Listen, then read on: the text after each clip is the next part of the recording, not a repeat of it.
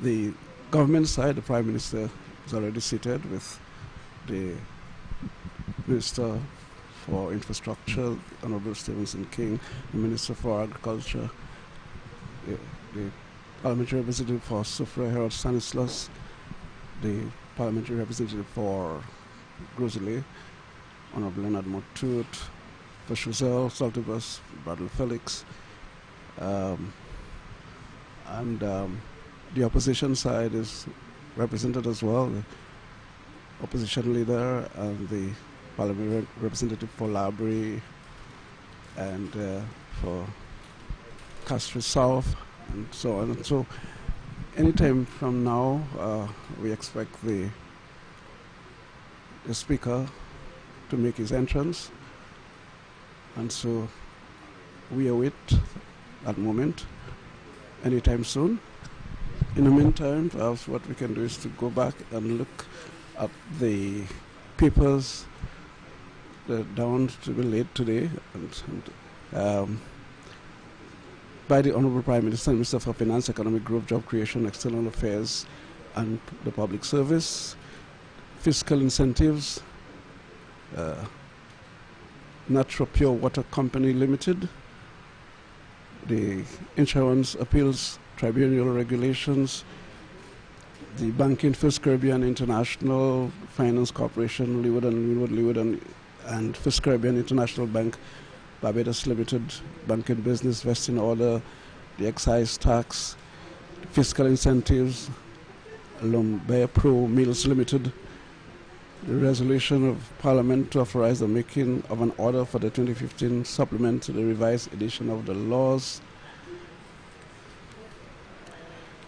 the Financial Administration Act resolution of Parliament authorizing the Minister of Finance to purchase shares with monies from the Consolidated Fund, the Finance Administration Act resolution of Parliament authorizing the Minister to Finance to guarantee, the Minister of Finance to guarantee borrowing by the St. Lucia and Seaports Authority from a syndicate of banks led by the Bank of St. Lucia Limited to finance the Hiwanura International Airport redevelopment project, by the Honorable Minister of Tourism, Information, Broadcasting, Culture and Creative Industries, the Tourism Incentives, Caribbean Invest Capital Limited, or the Tourism Stimulus and Investment, East Winds Resort Limited, or the Tourism Stimulus and Investment, Caribbean Invest Limited, Revocation Order, and the Tourism Incentives, Atlantic Shores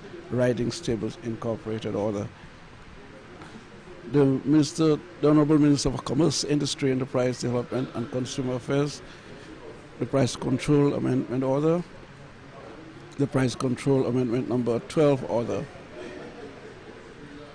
Questions on for oral reply by the Honorable Minister for Castro South, that given that the estimates of expenditures for 2018, 2019, and 2019-2020 show that government has collected revenue from the Citizenship by Investment Program, that's the CIP, can the Minister provide an account of how the revenue has been expended, stating the recipients of projects and the purposes for such expenditure?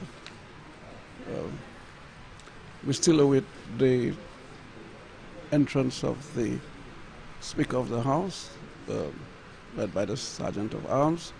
In the meantime, the House awaits with the members, opposite members of the government side are engaging each other in light banter.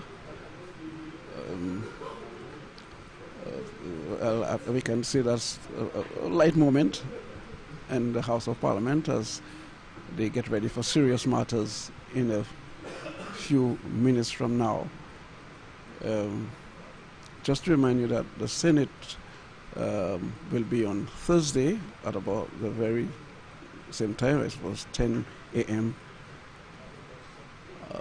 That is this Thursday.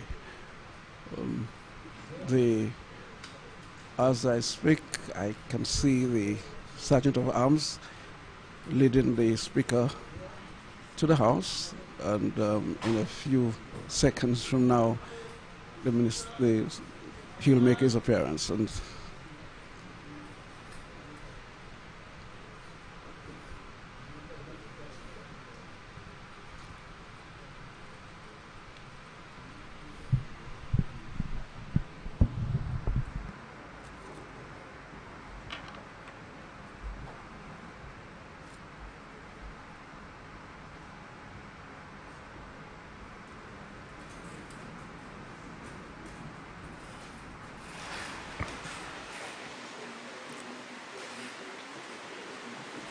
let me remind honourable members that the question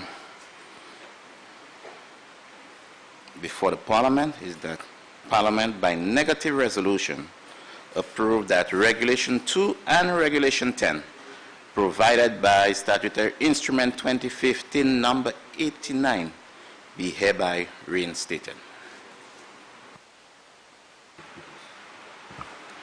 Honourable Member for Meekwood South. Thank you very much, Mr. Speaker. I always welcome these opportunities where we can elucidate, provide clarity on very difficult issues, Mr. Speaker. You know, CIP is one that invokes a lot of emotion, and there's still a tremendous amount of debate in St. Lucia and other parts of the world whether in fact a CIP program is a good thing or not. I'd like to state for the record that when the CIP program was being considered in St. Lucia and we were in opposition, we very much supported the idea of a CIP program. And one of the reasons for that, Mr. Speaker, is because they already had 4 countries in our OECS region that were providing CIP. So a person who becomes a citizen in Dominica, or a citizen in Antigua, Grenada, or in St. Kitts, automatically as an OECS citizen qualified for the same benefits.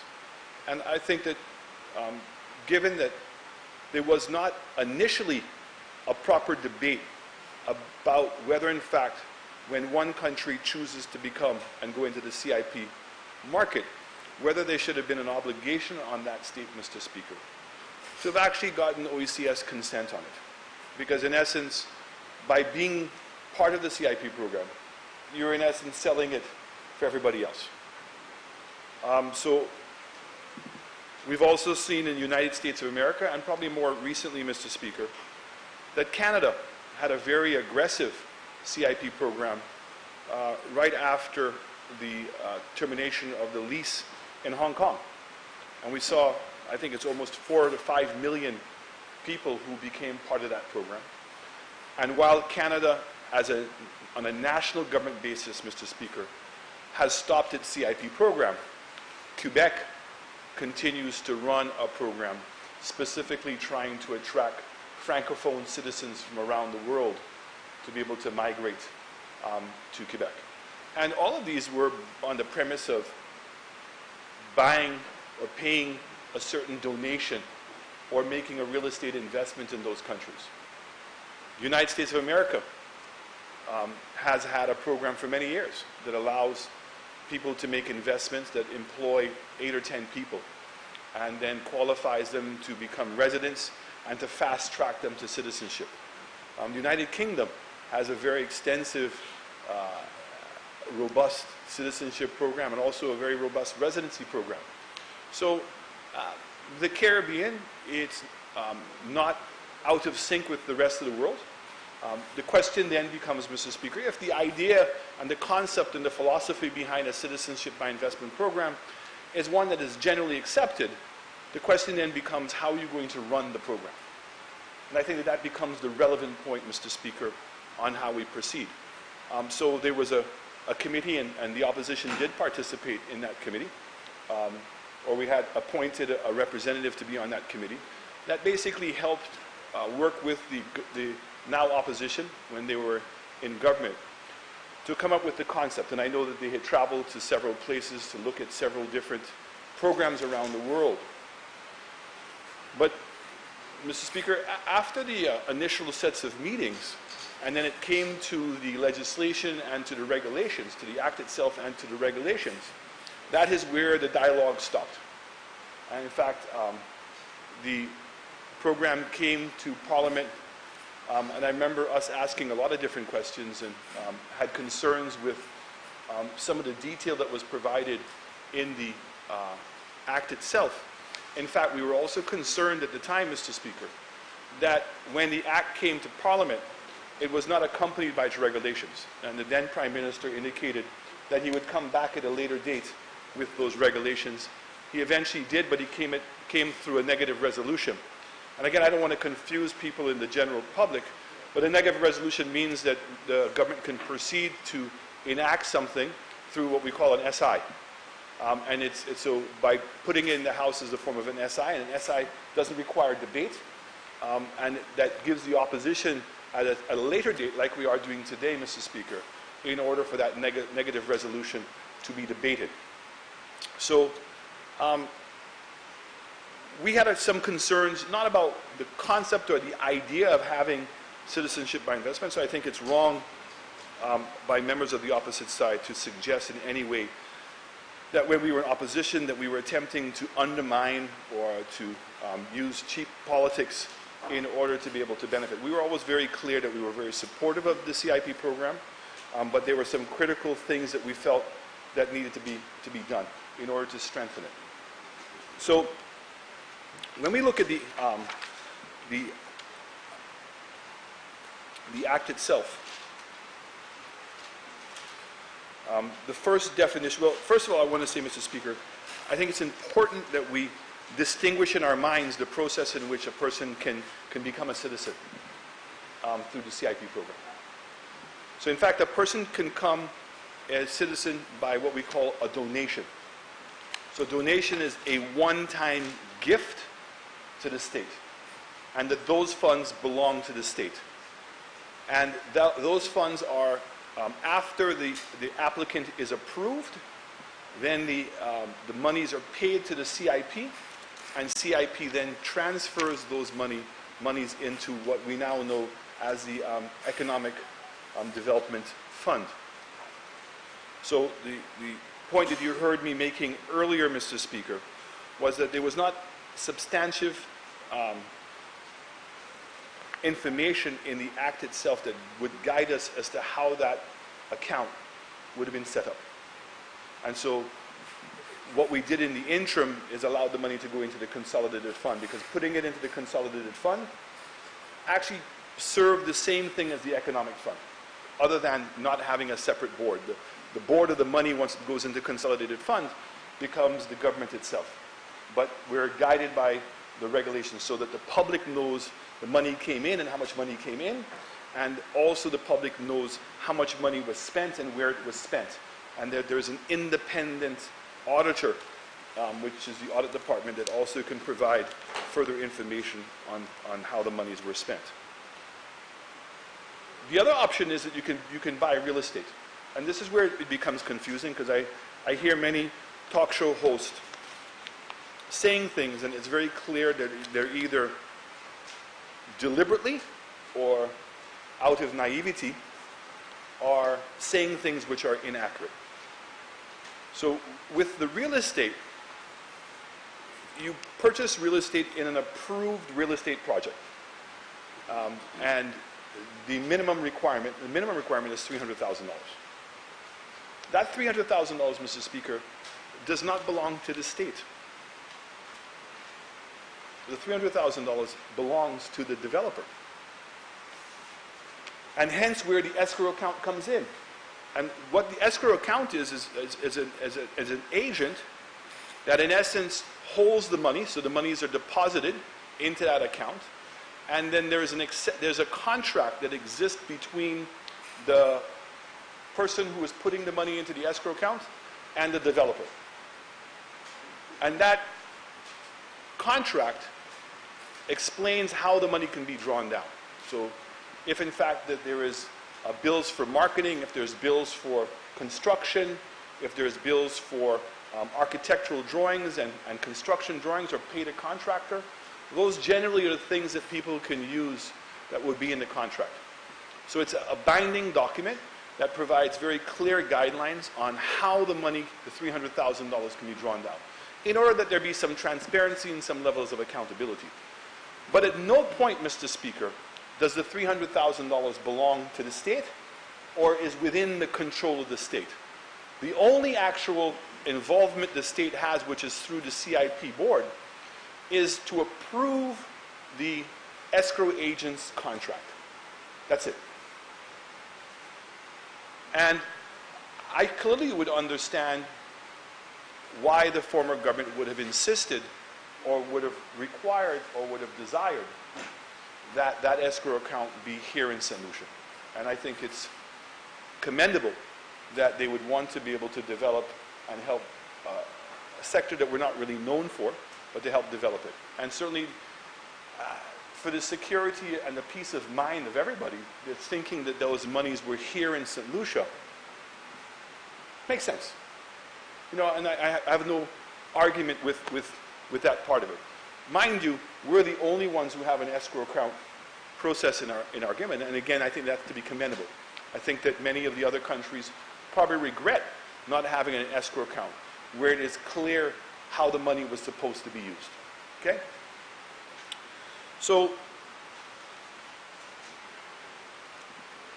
in the Act, the definition is that an approved or irrevocable escrow means that the instrument used to, sorry, Mr. Speaker, I'm quoting from a document I believe is already a document in the House, which is the Regulatory Act of the CIP. It says, means the instrument used to hold the relevant funds in trust in St. Lucia for the applicant.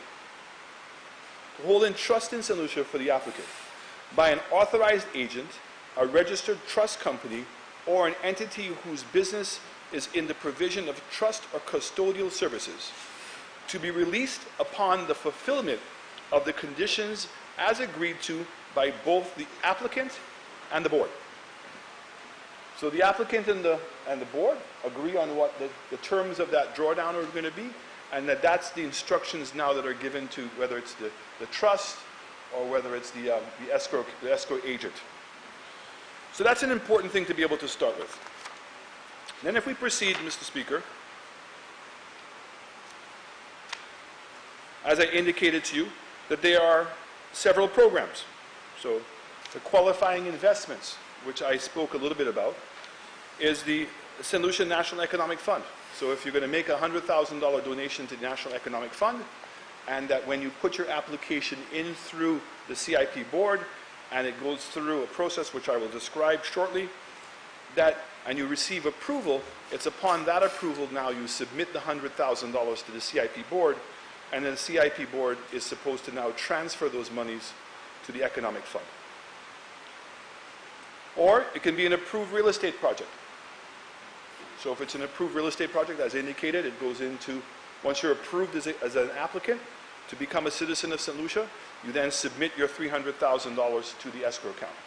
Or an improved enterprise project, or the purchase of government bonds. So they had an option where you could put $500,000 in and buy a bond from St. Lucia. I believe it was 0 interest rated. And then at the end of the 5 years, the government repays the $500,000. So in essence, the government technically got the bond interest-free. The only calculation that was missing in it, Mr. Speaker, is that we had to pay a commission on that $500,000 of sometimes as much as 20%. And if that was the case, that really is, in essence, means that it's 20% of 500,000, which means it's 400,000. So it's $100,000 divided by 5 years, which is $20,000 a year in cost. And so it means that the value of the 500,000 really was not the 500,000. And so this is why we introduced a $50,000 fee in order to be able to recover some of that money. And from the moment that we've done that, we've not sold many bonds. Okay? So the next part of the program that's relevant to us is the requirements for the investment in an approved real estate project. The minister shall, after consultation with cabinet, from time to time approve a real estate project as a qualifying investment as set out in Schedule 3. So the CIP board, and we'll see later also with the consultation with Invest St. Lucia, receives applicants of people who want to be considered part of our real estate program. They would prepare a report, and then that report would be submitted to the minister responsible for CIP. And the minister shall, after consultation with cabinet, from time to time approve real estate projects as a qualifying investment. Okay? So the final approval person is both the minister as well as cabinet. On the application of a developer in respect of a proposed real estate project, the minister may, on the recommendation of the unit and after consultation with cabinet, approve the real estate project as a qualified investment. So it means the minister reserves the right, even though that the CIP board and Invest St. Lucia approves it, the minister may, on his own account, deny that application. The unit may consult with Invest St. Lucia, as I was saying, in considering potential real estate projects for a recommendation to the minister for approval for the purpose of the Citizenship by Investment program. And where an applicant executes a binding purchase and a sale agreement for an investment in an approved real estate project, ensures that any outstanding balance of the agreed purchase price is placed in an approved irrevocable escrow in St. Lucia. So once he's signed a contract with the developer, that means he puts in the money less whatever monies he's paid, and that must go into the escrow account. And then citizenship by investment may be granted at that point. So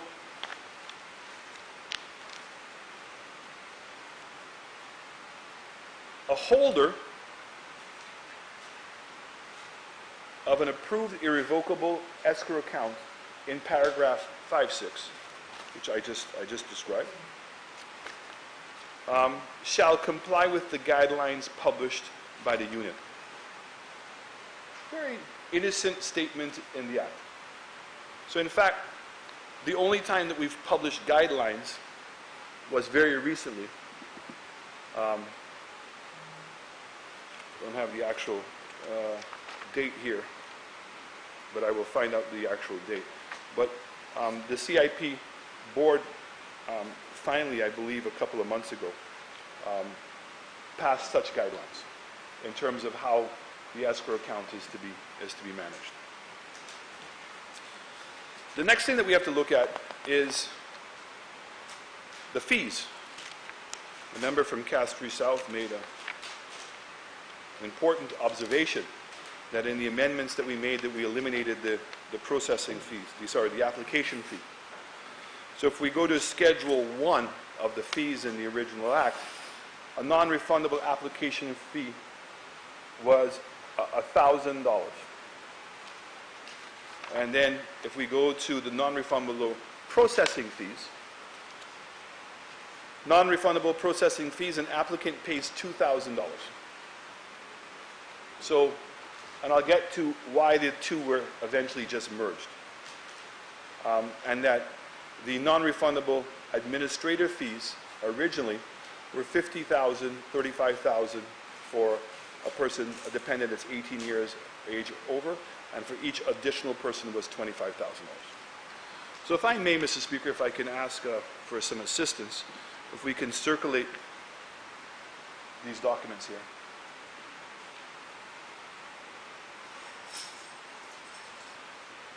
I'm going to give you another one to circulate.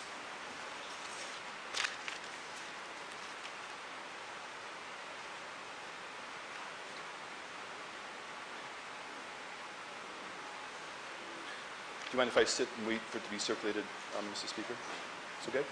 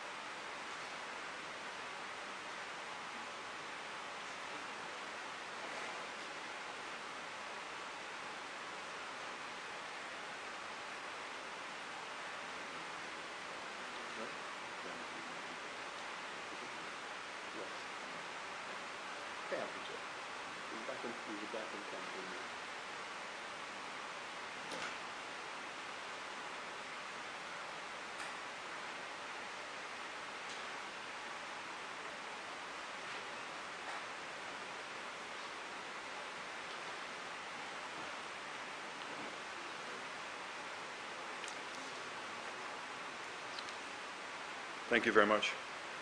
If we go to the first one, which actually has the blueprint on it, it says a comparison table of all CBI programs.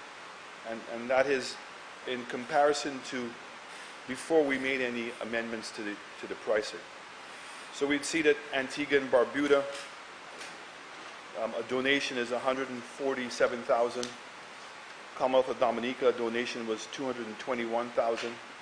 Grenada, $227,000. St. Kitts and Nevis, $217,000. And St. Lucia was $240,000.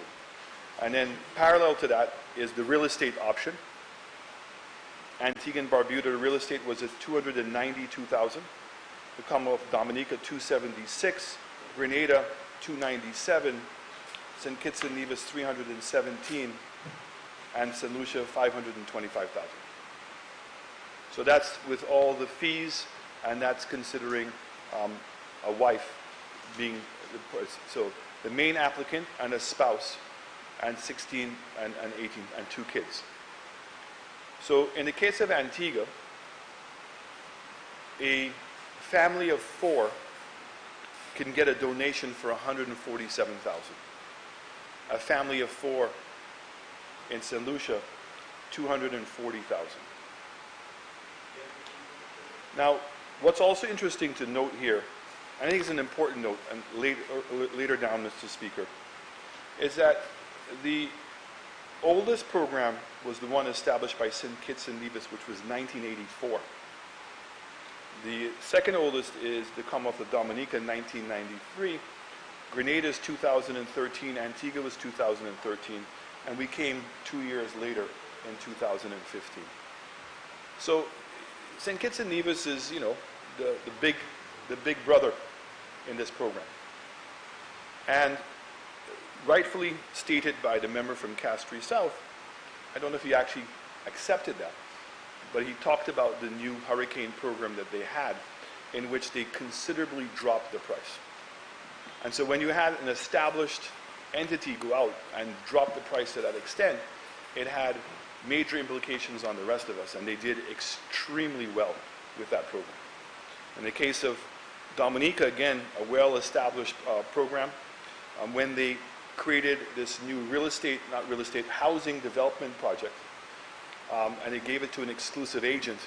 And while I can't figure out exactly what their prices are, that seems to be a bit nebulous in terms of figuring that out, many people have felt and have said that that program was heavily discounted. And therefore, Dominica also did very well. So we try to compare ourselves more in line with Grenada and Antigua in terms of what our numbers are, in terms of determining whether in fact we are seeing any traction or not. The second graph that I gave you, which is the photocopy one, will then show you what the prices are now for a single applicant. Now, the only exception is that in the case of Antigua and Barbuda, the $140,000 is still for a family of 4. So Antigua and Barbuda by far has the best program for a family of 4. And so they focus themselves on the family programs.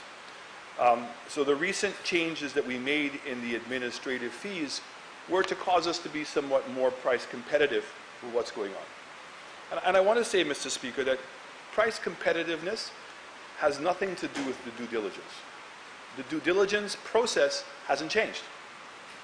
In fact, we know in the case of St. Lucia that we have been extending the due diligence we've been doing. So there's generally 2 areas that we submit applications to. And you'll hear people in the industry talk about a third-party application. So companies like BDO, the accounting firms, we send in an application to them. What they generally do is use their offices overseas as to wherever that individual is, physically go and see that their person is working in that office, make sure that they have a house, follow up on the references that the client gives, and basically get a general level of character assessment of the individual. And they provide that back to us. And then the second application and primary one is through the JRCC, which is based in Barbados. And JRCC works with impacts. And I have to say to you, Mr. Speaker, I was a bit taken back when we first got into office and we were making applications that was not a very smooth process. In fact, impacts in GRCC, the special branch was applying to one and CID was applying to the other, and it just was not a very good, cohesive trail that was taking place. And I think I wasn't much concerned about here in St. Lucia because we were a new program. But it took me aback because there are a lot of other islands that are claiming that they're going through this process. And, you know, the first set of applications we had, Mr. Speaker, some of them took over 250 days to be able to get the applications approved. And even trying to interpret what was being said. So there were occasions in which we were told by the JRCC, not that they rejected the person, they just didn't know the person. And so it's taken us some time to figure out how do we proceed with some of those entities. We also had a problem, Mr. Speaker, in that there are certain countries currently, Syria, Iraq, Iran, in which we cannot verify or substantiate the source of funds. So we only accept applications from citizens of those countries if, in fact, they are residing somewhere else in which we can determine the source of funds and determine that the authenticity of the documentation that they have. So that's a substantial size of the market that we have not participated in favor of security. Because our attitude, Mr. Speaker, has been to make sure that we are protecting our borders to the same extent that our neighbors would want us to protect their borders. So the United States, Canada, UK, Europe, and there are other Caribbean countries, CARICOM countries, Mr. Speaker, who are not participating in the CIP program. So Lucia wants it to be known that any time anybody can come and audit our program, audit our processes, look at all of our files to make sure that we're meeting that high level of due diligence.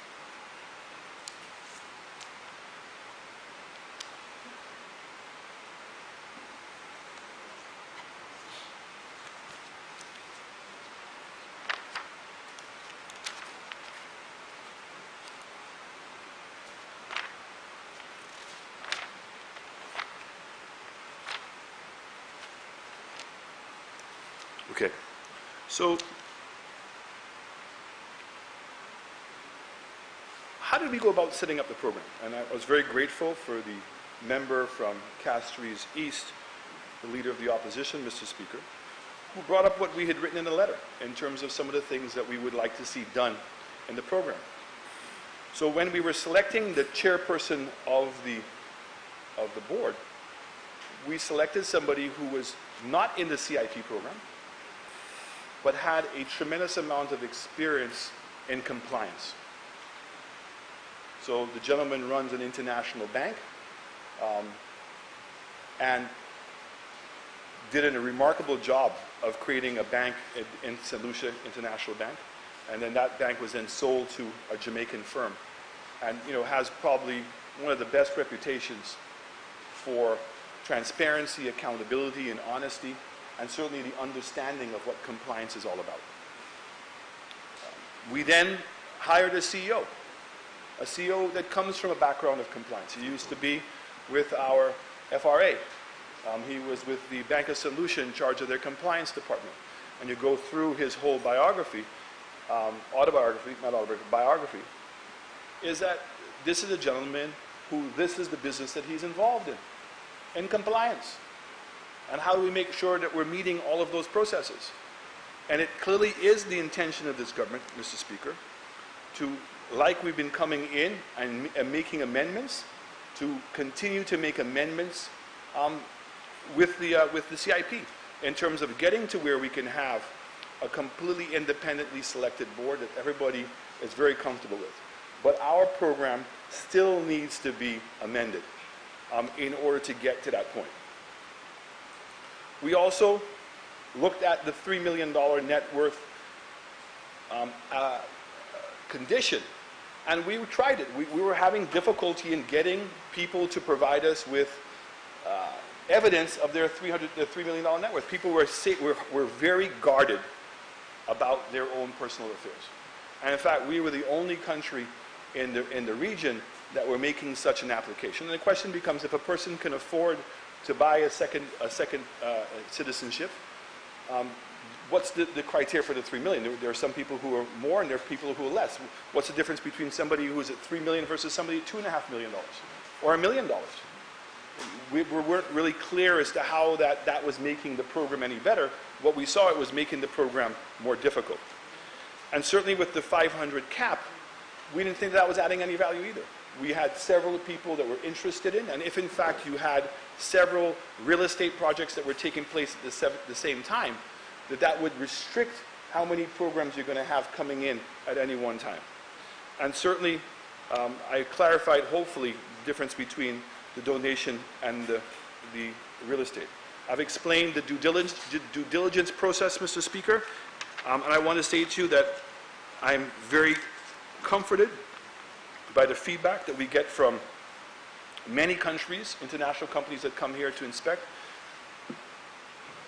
I'm also welcoming the group that's here. We had an opportunity with meeting them yesterday in Cabinet that are coming out, the CAFTA people, to review our processes. And we think this is good. Open door with St. Lucia.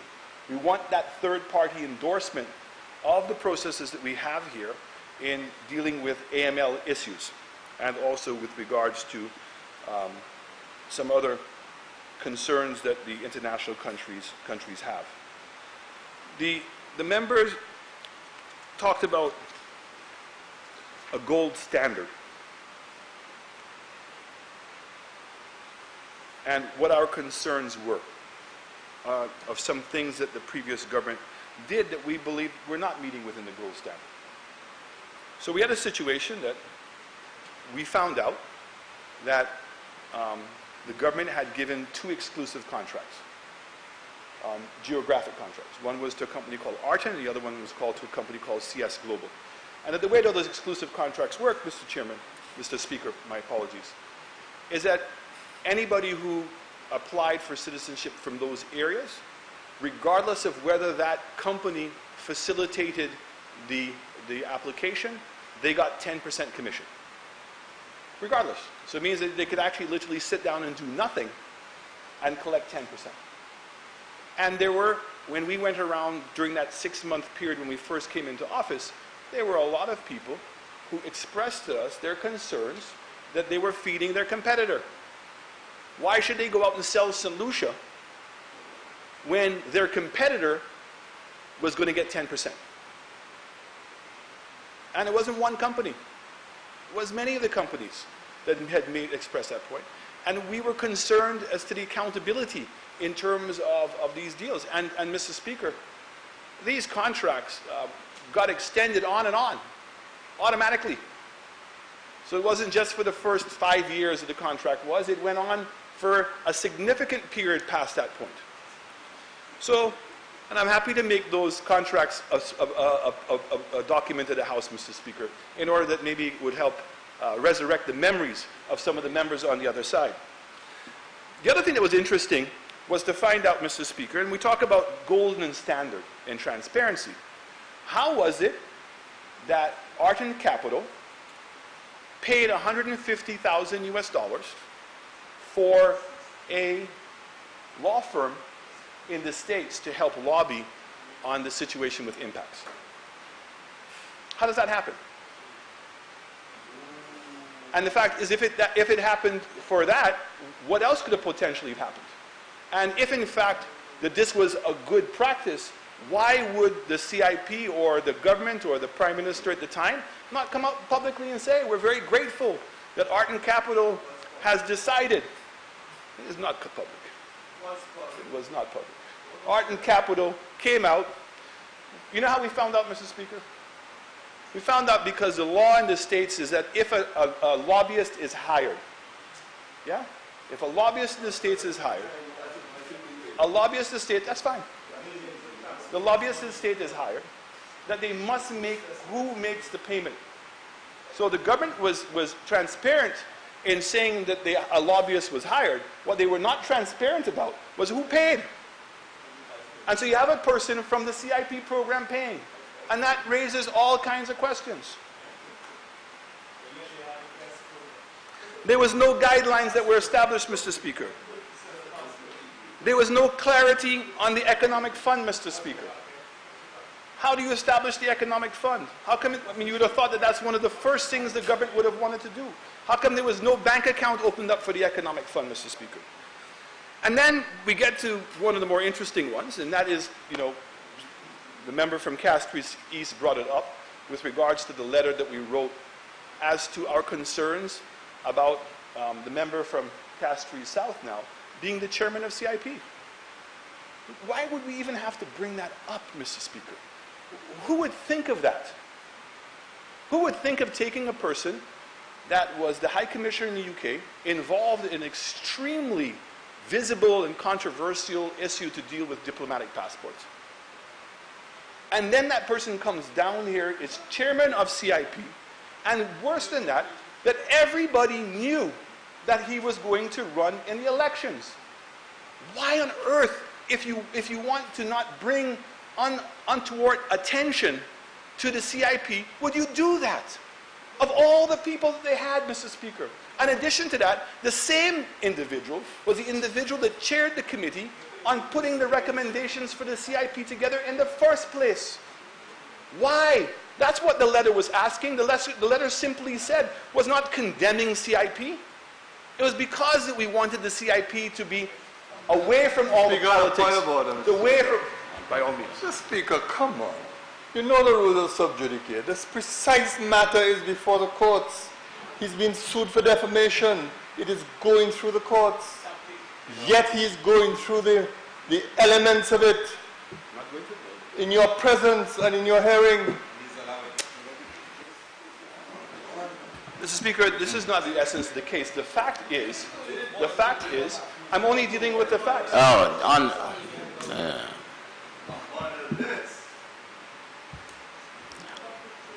Honorable members, and that goes for both sides. If there's a matter before the court, and a member is infringing on that, then it is brought to the attention of the chair.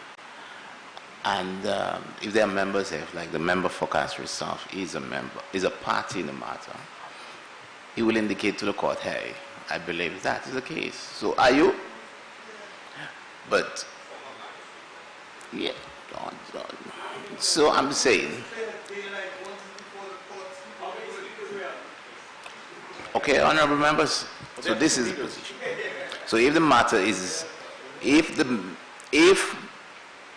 member from Mekot South is infringing or crossing that line, it is a simple matter of standing on a point of order and so indicate to the chair, or to the speaker, honorable member for Mekot South, it is being indicated to the court, to the chair now, that your statement is starting to infringe on that principle. So may I ask, so that you move away from that particular point, which is a matter before the courts of St. Lucia.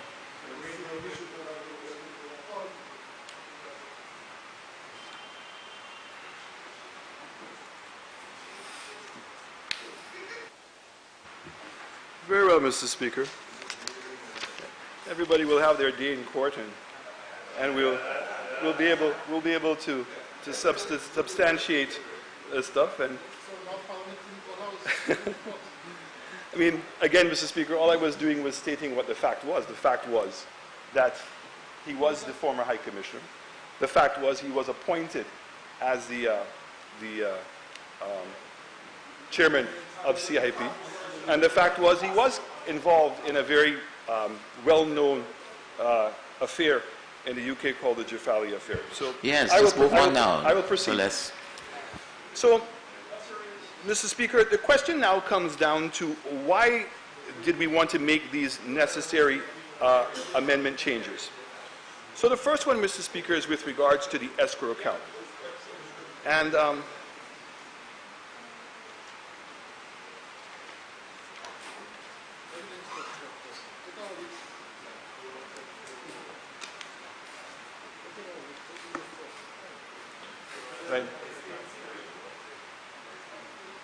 You may want to start on the other side first, just to give them a bit more time.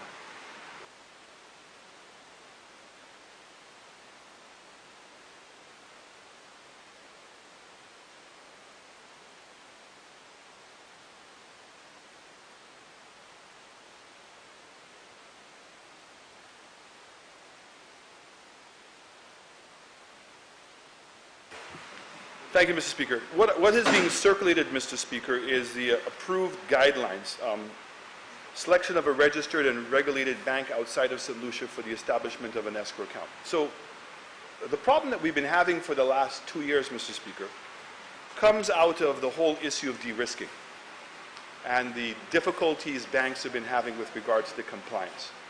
And certainly with the controversy and the issues that were brought up repeatedly internationally and politically and everywhere, banks have grown very scared of CIP.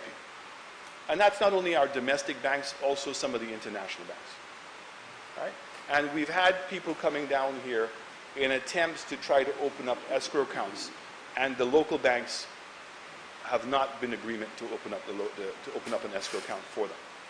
So what we did is we made an amendment which would allow them to open up an escrow account overseas. So it says that the establishment of guidelines will assist in bringing about transparency and accountability for the successful construction and completion of approved real estate projects under the Citizenship by Investment program. The issuance of guidelines will also ensure that the unit is consistent in its approach to all such approved government projects.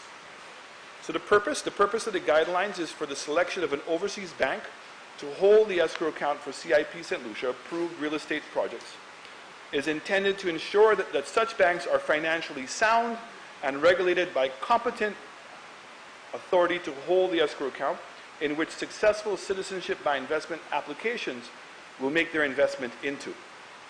The Citizenship by Investment Amendment Regulation 3, Statutory Instrument 2019, number 48, allows for an escrow account that cannot be established in St. Lucia to be established by a registered and regulated bank outside of St. Lucia. And it goes on further. The requirement of such a bank: the developer must demonstrate the inability to open an escrow account within a bank of St. Lucia before they can be authorized to open an escrow account with a bank outside of St. Lucia. So they must first apply to the Bank of St. Lucia. If the Bank of St. Lucia turns them down, then now they are permitted to seek to open up an escrow account outside of St. Lucia. The developer must receive official approval from the unit to open the escrow account outside of St. Lucia. So despite the fact that they've applied, they've been turned down, it still requires them to go to the unit and make the application. The developer must identify the bank outside of St. Lucia and obtain approval from the unit.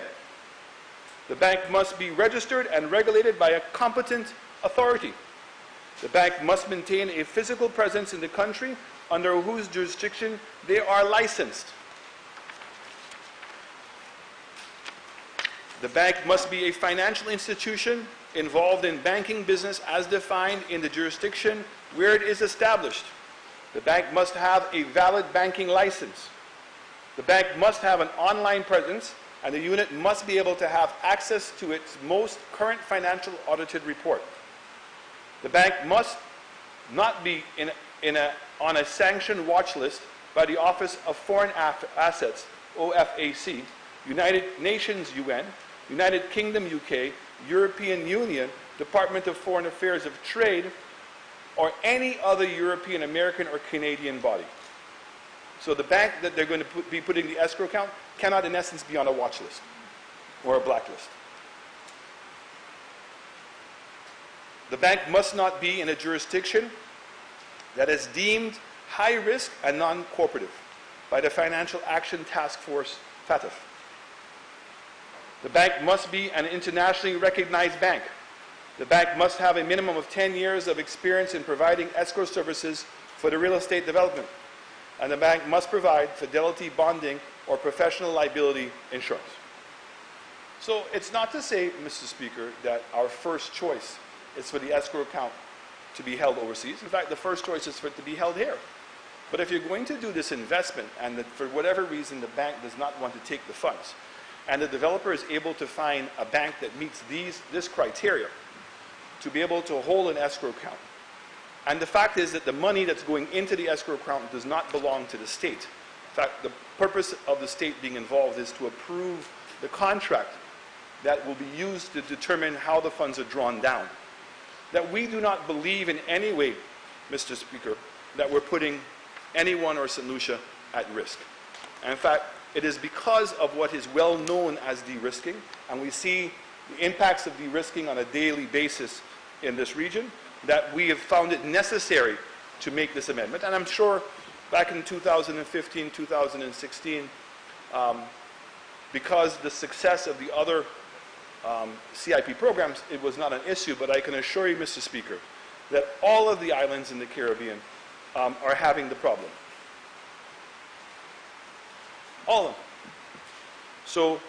So much so that we're attempting to get, in fact, the heads of government of the OECS approved of the central bank of involving itself and becoming more involved in terms of regulating the CIP programs.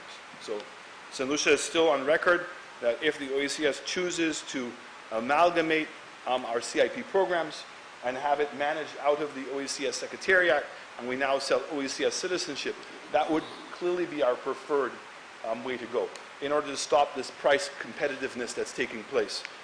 And certainly to make sure that we have some consistency. But unfortunately, Mr. Speaker, St. Lucia cannot approve this by itself. It does require the other countries to agree to approve. So I've heard other prime ministers lament the same thing, but unfortunately, Mr. Speaker, it has not happened so far.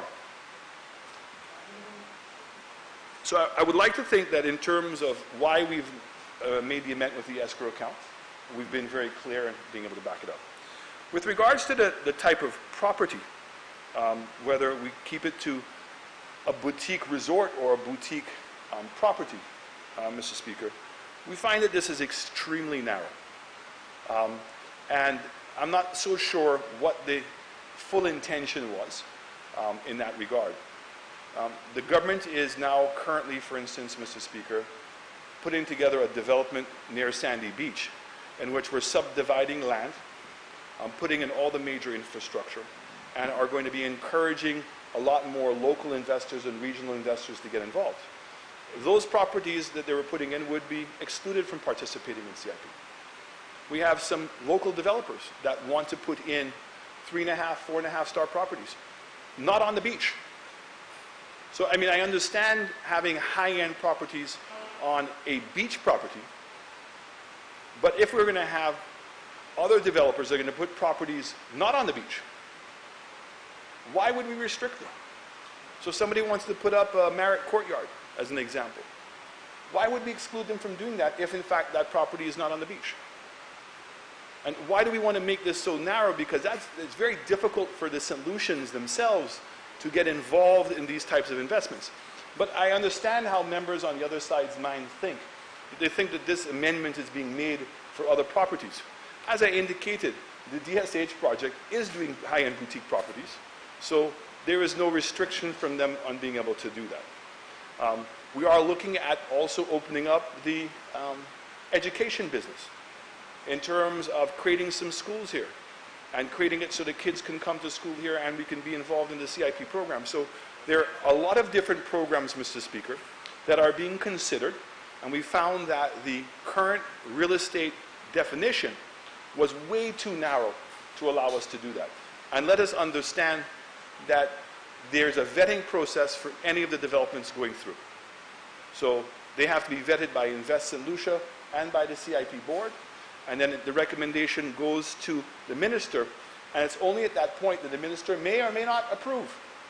But the minister on his own, Mr. Speaker, does not have the capacity to simply identify a project. Maybe that's what was taking place before, But certainly that's not what is taking place now, and certainly we are strictly abiding by what the regulations have indicated. Mr. Speaker, members on the opposite side also made these allegations, wild allegations, as to how we are trying to undermine, and we're trying to undermine the CIP when we're in office. And hopefully I've been able to put that to rest. If I can make reference, Mr. Speaker, to an article which was a press statement by the St. Lucia Labour Party on April 7th, 2017. And if I can go to the back of the page, Mr. Speaker, the media contact person was is the representative from Castres South. And he says that without any hesitation, when the Labour Party resumes office, we will reinstate the net worth requirements and will undertake another due diligence assessment on each and every application granted under the UWP, with our promise to revoke any passports of applicants who do not meet the $3 million net worth requirements or does not meet the strict due diligence requirements which the St. Lucians expect. Applicants applying for citizenship in St. Lucia should be warned that when the SLP is returned to office, we will also demand that citizens who do not donate the full contribution amount of $200,000 will be compelled to top up the contribution that they made in the time of becoming citizens. So I'm happy to hear that the same member today has amended that and basically said it's our prerogative to determine what the price be, so maybe he's going to not hold everybody to accountable for that. But, Mr. Speaker, it's this kind of irresponsible, right, negligent statements that this is where the damage is done. Because the members on the opposite side who profess to follow the rule of law would recognize that whatever amendments were made by Parliament, whether they support it or not, once it has the majority, it is sanctioned and it's an approved amendment by the law of St. Lucia. And to suggest to investors to, well, remember, stay away from investing in St. Lucia, and this is the kind of behavior. So I would like to say, Mr. Speaker, unequivocally, that the level of irresponsible behavior that continues trying to undermine the reputation of St. Lucia is not on this side. In fact, it's very much so, Mr. Speaker, on the other side. So I would like to say, Mr. Speaker, in closing, that we are very cognizant of the changes we've made. They've been made not in order to undermine the credibility of the CIP program. In fact, we're enhancing every day what we're doing to look at our due diligence, and I can say to you, Mr. Speaker, we strictly adhere to it. In terms of the accountability as to the success of the program, we take the responsibility for that, Mr. Speaker. At the end of our term, we will have to stand in front of the electorate and make the determination whether in fact what we did was right or wrong, and it's for us to be able to prove that. But at this point, we are not going to sacrifice the standard of due diligence that we have to do, and due diligence and price of the project program are two separate things, completely. And we believe it's within the right of this government to amend the program to be competitive. I've given you a graph to show you that from a price perspective, as much as you may want to think that we're out there as being the cheapest, we're not. We would like to think that we are the strongest in terms of due diligence.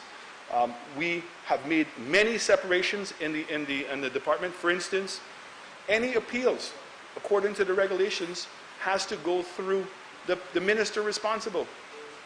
I have come to this House and I have publicly indicated that I've appointed a separate committee of 3 people who are actively involved in compliance, senior people, in order to review those. And we will be coming to the House in order to make that now a permanent fixture within the CIP program. So we will continue to make this program transparent. We will continue to try to make this program work to the benefit of the people of this country. And I would suggest and ask for the support of members of this House to reject this motion. Thank you.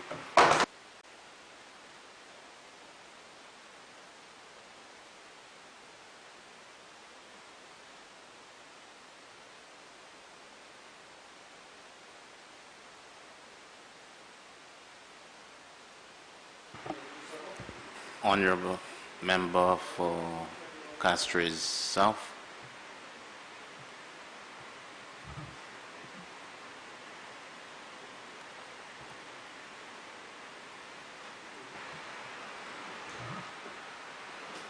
vote ça. Mr. Speaker, thank you. Mr. Speaker,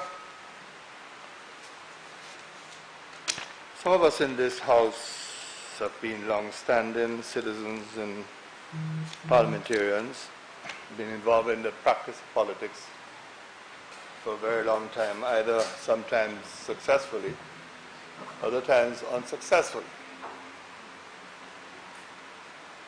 Sometimes, Mr. Speaker, we unintentionally in politics hurt ourselves. We do things out of honor, out of sincerity, but there are unintended consequences. And we do not, as we make those decisions, properly understand that others may interpret our decisions in a certain way and a range of consequences follow. Likewise, Mr. Speaker, there are moments when we take decisions intentionally. We know the consequences of the decision. We know what we will reap when we take the decision. And of course, there might be particular reasons why we take that route, hoping, notwithstanding what it inflicts, that there would be redemption at some point. But, Mr. Speaker, I prefer to dwell on those unintended consequences when unintentionally we hurt ourselves. Mr. Speaker, I listened to the member for Miku South. I came in late but had an opportunity to listen to at least a significant section of his contribution. And the rather elaborate explanation that he has offered for escrow accounts. Now, Mr. Speaker, I would include the unintentional harm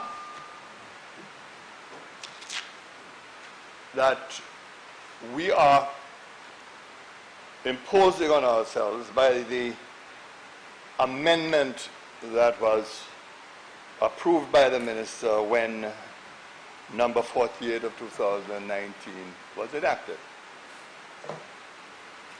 You see, Mr. Speaker, the fact that you're going to establish an escrow account overseas and not within your own banking system clearly indicates that your banking system has issues, has problems. And anybody familiar with our banking system would know that our banks are under incredible pressure and incredible scrutiny. And what looms large, obviously, has been the legislation with extraterritorial effect imposed by the United States of America, and increasingly a very belligerent Europe, looking very closely at programs such as the CIP and, of course, other programs that we have had, for example, offshore financial centers. Therefore, no matter how you come with explanations of requirements of banks overseas, of the fact that banks are approved overseas, there will always be suspicion, always. And there's a fundamental question: who really is going to be monitoring those escrow accounts? To whom are these accounts liable, and who must cast an eye on those accounts? And what is the capacity of the local enforcement arms of the government to undertake that kind of assessment? These are the questions that we have to ask ourselves. Because try as we might,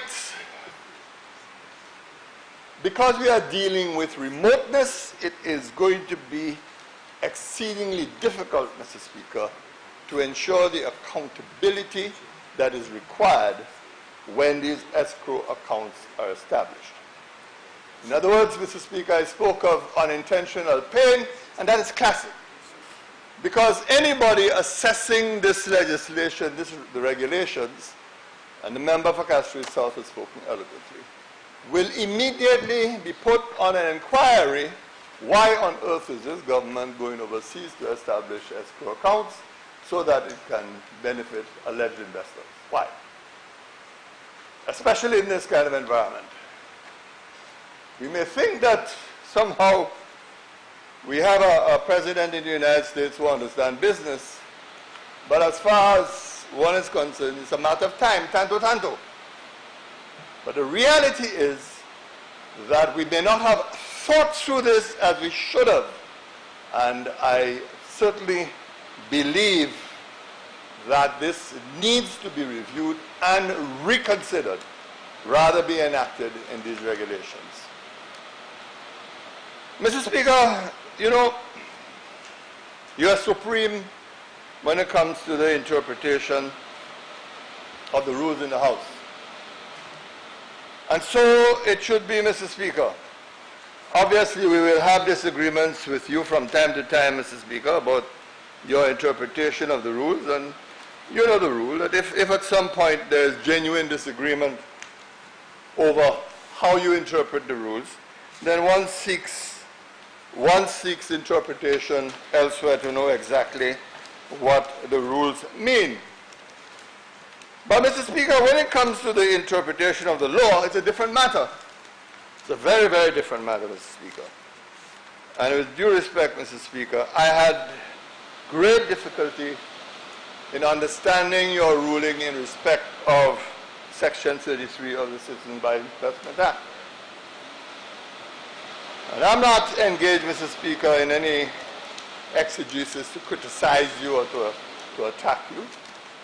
But I am speaking from the point of view of someone who had responsibility for introducing this legislation in Parliament, had the opportunity to witness debate and discussion of this legislation in the Cabinet of Ministers. And so I believe I have a different interpretation to you. Mr. Speaker, Section 33 says, the St. Lucia National Economic Fund is established. 2, qualifying investments of cash shall be paid into the St. Lucia National Economic Fund. And crucially, number 3, the Minister for Finance shall lay before Parliament every financial year for its approval the purposes to which the funds will be allocated. Now, Mr. Speaker, you cannot argue that this act is co-equal to the estimates of revenue and expenditure. Because it is co-equal, then if you cite what projects you have funded under the estimates of expenditure, then automatically you have made a declaration. That can't be so. Because this legislation clearly had a specific purpose, a specific intention. The fact of the matter is this. When the CIP was being introduced, there were genuine fears on the part of the government that it was so sensitive that we needed to have support on both sides for it. I am on record, Mr. Speaker, as expressing my grave disquiet, and if, when the time comes that I have to express what are the measures during my tenure that perhaps I may have introduced that I have regrets over, this one will qualify. And this is nothing strange. I have said so publicly. Even at the launching of the CIP, I expressed my reservations. No, but that's nonsense. You should know very well, and the speech is available, you can go and read it when it was delivered. He was there, hiding in a hotel room, but he was there when the launch. Honorable. Yes, Mr. Speaker. Yes, Mr. Speaker, I've told you. Now, that being said, Mr. Speaker, it is very clear, Mr. Speaker, that the purpose was to make frank and full disclosure to Parliament about what the funds will be used for. That is why you have subsection 3. The Minister for Finance shall lay before Parliament every financial year for its approval the purposes to which the funds will be allocated. And the intention is to declare what the funds are, how much is in the economic fund, and how much of that you're going to spend and not spend. Now I understand the embarrassment of the Minister of Finance, because some of the money from the CIP has also been used for recurrent expenditure, which should have never been. It was never intended that the CIP funds be used for recurrent expenditure. But the whole objective was that a program of expenditure be brought to the House, and the House examine the program of expenditure and determine year on year whether, of course, by the majority or otherwise, by condemnation or otherwise, by bargaining or otherwise, what projects will be funded. So, Mr. Speaker, if in its wisdom the government decides that it's going to introduce new legislation to govern the National Economic Fund, it has its legislative right to do so, to use its majority to do so, notwithstanding the huge defects and defaults in the legislation. So it's up to them to have done so, but that does not negate the fundamental reality that the law in Section 33 was breached, because the minister had a responsibility to bring the objectives of expenditure to Parliament for Parliament to determine whether they approved it or not. This was never done. So is that a question that the proposal, the observations of the member of Castries South ought to be discarded? The fact that they have two laws that were co-equals is irrelevant. What matters is the intention of each specific law. So, Mr. Speaker, on that matter, you and I, despite my respect and high regard for you, you and I must take a separate path. Mr. Speaker, some time ago when I spoke on this matter, I warned the House about the future of the CIP. If we are thinking strategically, we have to make a determination of how much more time we have to administer this program. What is the lifespan of this program? Can it survive another 5 years? Can it survive another 10 years? If we come to the conclusion that this program has limited life, 5, 6, 7 years, then strategically it may make good sense to say, well, since this program has a very short lifespan, let us make as much use of it as possible and see how much revenue we can generate from the existence of the program. Now, I understand that language. I understand that kind of strategy. But it also calls for a certain level of honesty before the House to say, look, we better take that route because the omens are not good. Since that statement, Mr. Speaker, and I want to urge the government to think carefully about this, members of the European Parliament have now openly asked that the Schengen visas waived for persons in the Eastern Caribbean and elsewhere be reviewed in light of what is happening with the CIP programs. Now, so far, it's just a call. But that is always the case. It starts as a modest call, then balloons, and then is translated into open policy. We have to be alive and aware of the implications of these developments. And it is for this reason, as well as others, I think we have to tread carefully and be careful in this period that we do not end up engaging in actions that can undermine the very foundations of the program that we have. I doubt, Mr. Speaker, that the CIP in the Caribbean will exist in the next 8 years, if as long as 8 years. We have no time, but I believe that we are doing a great disservice if we continue to introduce regulations like the type we have debated this morning. That, I think, is very, very unfortunate.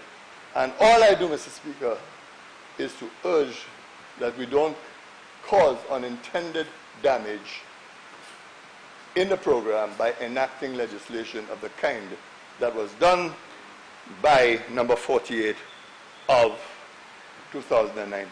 Thank you, Mr. Speaker. I say no more.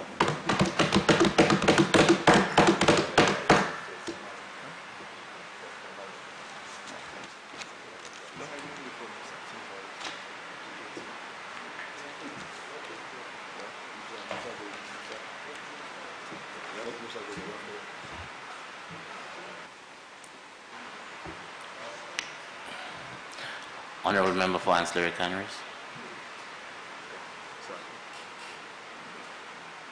Mr. Speaker, thank you very much. Mr. Speaker, I rise to, of course, categorically reject the motion that has been placed before us today for consideration, Mr. Speaker, for the reinstatement of Section 2 and Section 10 of the CIP regulations. Mr. Speaker, a lot was said by the opposition and the members opposite, and I couldn't believe, Mr. Speaker, my ears today. And I wondered, Mr. Speaker, whether we had the same experiences, or whether, Mr. Speaker, the exercise that was before us today was merely to score some political points. Mr. Speaker, I listened carefully to the speaker that just preceded me, the member for Vieux-Fort South. And Mr. Speaker, there was nothing that he said about the program or about this debate, Mr. Speaker, that is not in keeping with his own history of flip-flopping and changing positions and taking a position in government and taking different positions when he's in opposition. And Mr. Speaker, one really has to ask the question whether the member for Vieux-Fort South is truly convinced by what he has just said about the program. And I speak, Mr. Speaker, more specifically to the fact that he has mentioned that, one, he implemented the program while as Prime Minister. And this program was seen in the report that was done by his consultants as an opportunity to create economic opportunities for the people of St. Lucia and aid the development of the country, as was the case being done in those Caribbean countries that had gone before us. And now comes into opposition to say that he has regrets about implementing the program. Mr. Speaker, it is the same posture he adopted with VAT. It is the same posture he adopted with a number of different issues. And so, Mr. Speaker, I cannot find anything that he says to be trustworthy, whether in this Parliament or elsewhere. Because, Mr. Speaker, a man that is indecisive, Mr. Speaker, is a man that is not to be trusted. And so, Mr. Speaker, this exercise of flip-flopping is unacceptable. This exercise of flip-flopping, Mr. Speaker, should not be tolerated at this level of our development. When you are going to put yourself up and you want to serve people, you must be decisive. And you must take responsibility for your actions. And it's either you're doing it or you're not doing it. But don't come because we are in government and you want to frighten people about the program. Now you're taking a different position when all we're doing is continuing to advance a program that your government instituted. You were the ones that did the report. You initiated it. You came to Parliament, passed a law. I mean, didn't someone say to you that you were doing the wrong thing at that time? Now you're in opposition. You are in some kind of leadership struggle. And then all you want to do, right, is use anything necessary to ensure that you can cause fear at any means necessary. I mean, this is ridiculous, Mr. Speaker. This is absolutely ridiculous. And this kind of duplicity. Get to the motion now. No, I'm at the motion. But you're not. Get to the motion. I'm at the motion. I started by saying that I reject it. But, Mr. To the Speaker, motion now, Honourable there were contributions made before me, and I must comment on them. And, Mr. Speaker, this level of duplicity must stop, right? let us, Mr. Speaker, be real when we're debating the issues, and let us find truth in what we're coming to debate. Don't come here and, you went through a report. It went to cabinet. You would have had to go through the drafting of legislation, right? You came to Parliament. You would have debated in favor of passing a CIP bill, regardless of what the opposition at the time may have had to say about it. Now we're in opposition. It finally dawned on you that, oh my God, I made a mistake. That can't be real. That cannot be right, and that is unacceptable. That indecisive, flip-flopping kind of approach. So, Mr. Speaker, that is the first point. Mr. Speaker, the reason why I do not support the reinstatement of Regulation 10, and I'll start there now, which indicates, Mr. Speaker, that we should somehow confine the program to branded hotels and boutique, high-end boutique hotels. Mr. Speaker, anyone who knows the tourism business well would know that if you look at St. Lucia's history with branded hotels, first of all, we've had the Hyatt. We know all about that. And speaking of questions, the member for Viewport South needs to answer a million questions as it pertains to that project and its folding up. We know that that project on the Pigeon Island Causeway on a branded hotel did not work. Mr. Speaker, we had the history of a Hilton down at Jaluzi. That also didn't work. Mr. Speaker, you see, brands create an onerous burden on the expenditure of hotels. And so, Mr. Speaker, while a hotel could be high-end, it doesn't have to be branded. And brands don't necessarily work in the Caribbean. Not all the time. And it depends, Mr. Speaker, on the brand. There are some brands, Mr. Speaker, that are extremely lazy. When you are, as a developer or an investor, you go and you entrust them with the responsibility of managing your property and bringing about the requisite occupancy levels. You don't get the kind of return you want as an investor because, Mr. Speaker, first of all, the brands never lose. They sign these contracts that would require 12% of the gross revenue, straight off the bat. Whether the project fails or not, Mr. Speaker, the average going rate now for one of these brands to get into a management and a branding contract is about 12% of the gross revenue. So straight away, the investor is at a 12% disadvantage in terms of that enterprise. So, Mr. Speaker, you have to ensure that you give investors the option as to whether they want to take care of the management and the branding and the marketing of their hotel or not. That's the first point. The second point, Mr. Speaker, is that this would discount and it would certainly exile a wide array of investors and locally owned properties that want to get into the program. And why do that, Mr. Speaker? Why not encourage local participation? Why does it only have to be high-end, elitist, branded properties that we just go and select randomly in the marketplace? Makes absolutely no sense. In fact, Mr. Speaker, when you look at the list of properties and you look at the list of projects that was approved by the board of the former chairman who is now the member for Castres South and who brought the motion to Parliament, you will see that he broke his own law, Mr. Speaker. And so what we should be doing is not debating a motion. We just should take him to jail for breaking his own law. Because if you look, Mr. Speaker, at least one of Mr. Speaker, the... on a point, But you broke the point law. of order, Mr. Speaker. You broke the law. The list of CIP projects. Mr. Speaker, Yes, on point of order. yes. I mean, the member is imputing improper motives. He's doing everything wrong, Mr. Speaker, in this House. Which law have I broken? Can he cite which piece of legislation, which clause? And he's even talking about sending me to jail. I know there have been attempts, you know, the secret attempts to investigate me and send me to jail, which I'll speak about soon. But for my sake, can you please ask the Honourable Member to tell me which piece of legislation that I breached? And what is this all about, Mr. Speaker? This is gross disrespect of the House, Mr. Honourable Speaker. Member Ancillary Canaries. Yes, so, Mr. Speaker, if you allow me, I will expound. So, Mr. Speaker, No. You in said, the regulations of the CIP, just hold on, just hold on. he's chairman Just of the board. hold on. Yes. You said Yes? that the member, and I think I'm going to quote you correctly. You said the member broke his own law, and he should be in jail. Or we should just put him straight in jail. We should That's not what- be debating the motion. And we should be putting him straight in jail. Yeah? Okay?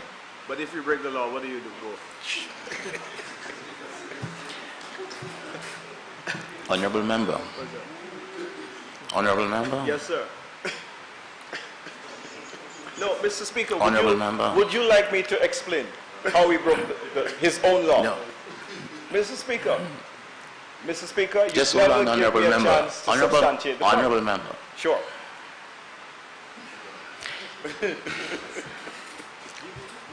Yeah.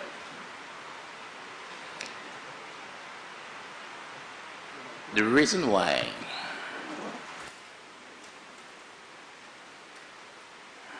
now that the member has raised a point of order,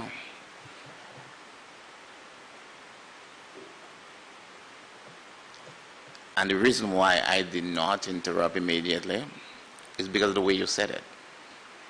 You said that the member broke his own law. That's what you said.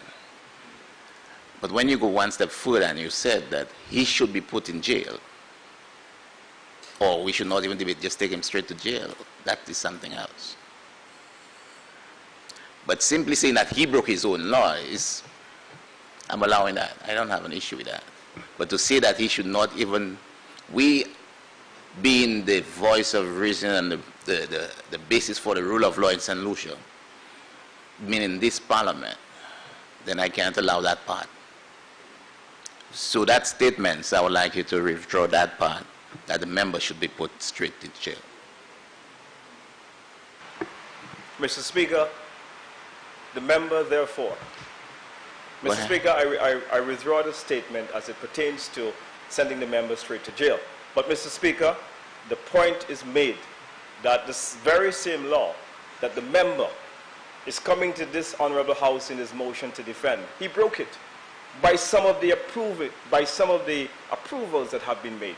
Because if the law and if the regulation is that only high-end branded hotels will be approved under the CIP program, and this is what he's asking us to reinstate. Mr. Speaker, on a point of it order, means again, therefore Mr. Speaker. that Mr. Speaker, not on a point of order, the member is misleading the House and is imputing improper motive. I could not, as chairman of CIP, approve any CIP project. I could not. The legislation is very clear, the process which has to be followed. And Mr. Speaker, this is becoming bewildering.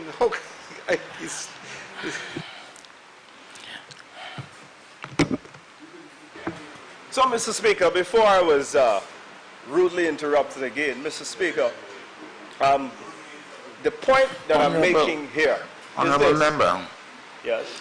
keep the adjectives to yourself.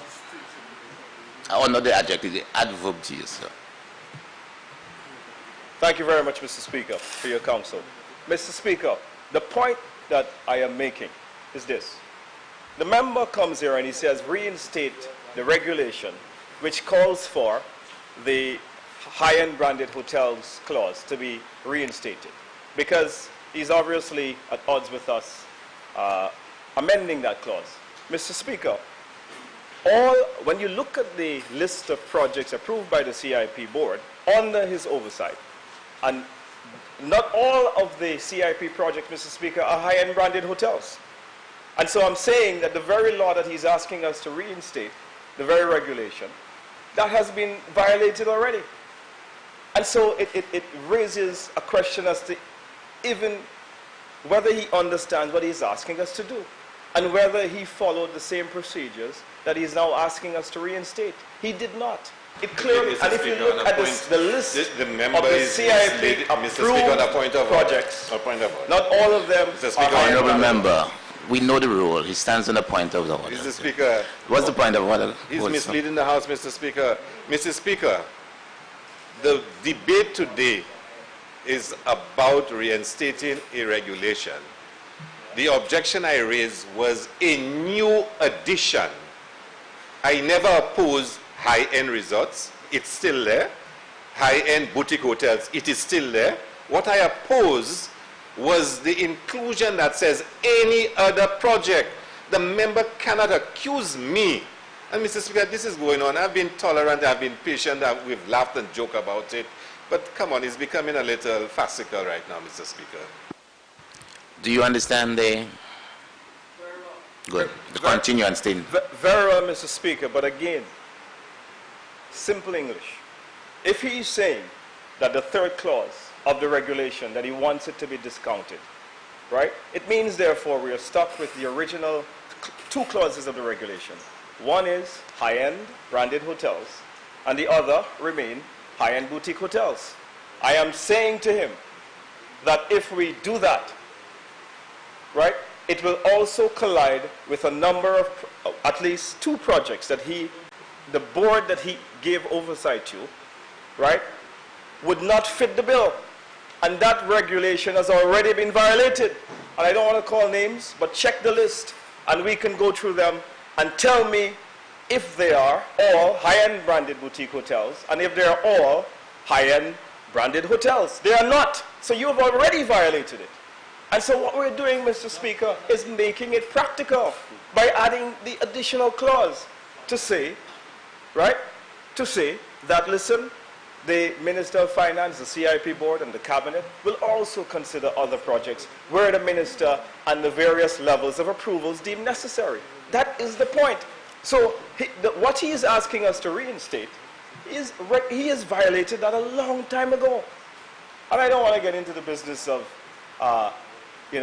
undermining investors or people who are trying to do developments in this country. But those people would not agree that they are high-end branded hotels. And they know themselves. And he knows them as well. And so, Mr. Speaker, if you want, I can get into it. But the point is made that the gentleman does not even know what he's asking us to reinstate, because he did not follow the very regulations. Right? He did not follow the very regulations that he's asking us to reinstate. And so you have to then ask yourself, what is the motive of this motion? This motion is flimsy. This motion is clumsily articulated and written, Mr. Speaker. The author of the motion does not know what he's doing. This is an exercise in futility. And so I cannot support this motion, Mr. Speaker, when the very author has violated the motion already. I mean, what kind of thing is that? Right, in local parlance. It is the biggest joke ever. Right? He has not even checked to see the projects that the previous dispensation has approved, and ask himself whether all of those projects qualify as high-end boutique hotels or high-end branded hotels. I want him to check the list and come back and then answer the question. Those properties cannot stand that definition as outlined in the original regulation of the CIP. And what we are doing is sparing him, right, from someone coming with a civil suit to say, listen, as board member, when you gave oversight to this organization, that you violated this organization, and therefore take legal proceedings against him. And so this is helping him, actually. This is helping him. And he should be very thankful to the Prime Minister for getting him off the hook, because this is exactly what this does. So this whole big excitement about a motion is impractical and does not, in any shape or form, Mr. Speaker, align with what's happening in the marketplace today. We went through and we see how competitive this business is. The reality is that unless there is regional association and there's uniformity in the policy and the prescription or an approach to CIP, it would be very difficult for countries not to make amendments to gain the competitive edge and to stay relevant in the business. That is the simple point. We see it all the time with investment policy. We see it all the time with other aspects of running a country. So this big excitement about a motion that we've already debated in this House is a waste of our time, is a waste of the people's time who are looking at this program. Yes, I know that we're a democratic country, but the honorable member is abusing his parliamentary privileges. And he is using this parliament, Mr. Speaker, to enhance his position in the leadership race that is taking place on the other side. And I make that accusation without fear. Let him take me to court if he wishes. Right? So, Mr. Speaker, I am saying this without any fear, that that's what's going on. Takes his time and writes a motion. And, you know, the other thing is, he makes up his own facts. He is the master of fabricating. Right? I mean, I had issue on that point in the debate over the Virgin Matter. He said that the Prime Minister spent $250 million in a 5-year term. But he never checked the figures. Because the Minister of Finance then, who is now the member for Castries North, will tell you that in the aftermath of the financial crisis, what happened? Right? Tourism budgets were cut significantly in 2010 and in 2011. It happened to everybody. But don't just come and say things and drop things in the open when you don't have the facts. The very same program that you are asking us to reinstitute, the regulations there, you've already violated it by approving a lot of people who don't qualify as branded hotels or high-end boutique hotels. And that is it, my brother. You're just wasting time. And so, Mr. Speaker... Honourable Member. And so, thank you very much, Mr. Speaker. And so, Mr. Speaker, when I come to debate this issue, I cannot, in any fairness, resort to the impracticality of reinstating the Regulation 10 to the original form by which the member for Castries South would like to do it. Mr. Speaker, I want to also state categorically that the assertion we've heard all day today that we've cheapened the program, I mean, that is absolutely ludicrous. The member for Castries South knows better. Because when St. Lucia launched its program back in 2016, St. Kitts' real estate option was $400,000. Why did St. Lucia go at $350,000? If you are so confident, if your arrogance prevails over the market realities, why didn't you go above St. Kitts? No, I agree that St. Lucia has certain advantages as a tourism destination, and our reputation as a jurisdiction internationally might be of better salt. But you can't ignore the market realities. A program that started in 1984, you are just coming in, right, without any reputation, and then you want to behave like you are the gold standard? What's that? You couldn't sell a single passport. You failed. Why should we even bother to listen to you? You have failed in this. You have no Honourable Member. Qualification Honourable to Member. lecture anybody about CIP. Please be reminded. Yes, sir. That you speak through the chair. Yes, Mr. Speaker. Mr. Speaker, the member for Castries South as chairman has been a total failure. He couldn't sell one passport, not get one application. Mr. Speaker, I have made it a document in this House. The IMF described St. Lucia's launch as a failed launch. Okay? That was back in 2016. It's a document of the House. It's on the Hansard. Go check your facts. And so, Mr. Speaker, how are we going to listen to a man that couldn't sell a single application? It took him 6 months to sell one passport. 6 months. We're paying salaries, we're paying rent, we're paying electricity, the taxpayers are being bled. But yet he couldn't raise a single dollar under the program, and you have the best program? Come on. Come on, Honourable Member. Come on, Mr. Speaker. The member, Mr. Speaker, must be practical. The member must get out from his dream, Mr. Speaker. There is a reality in governance and in doing business. And there's a difference in going to write some kind of thesis on a piece of paper as he's done here today, bringing a motion to this House. There's an underground reality of running a business, running a program, competing, and running for competition. Mr. Speaker, you see tourism?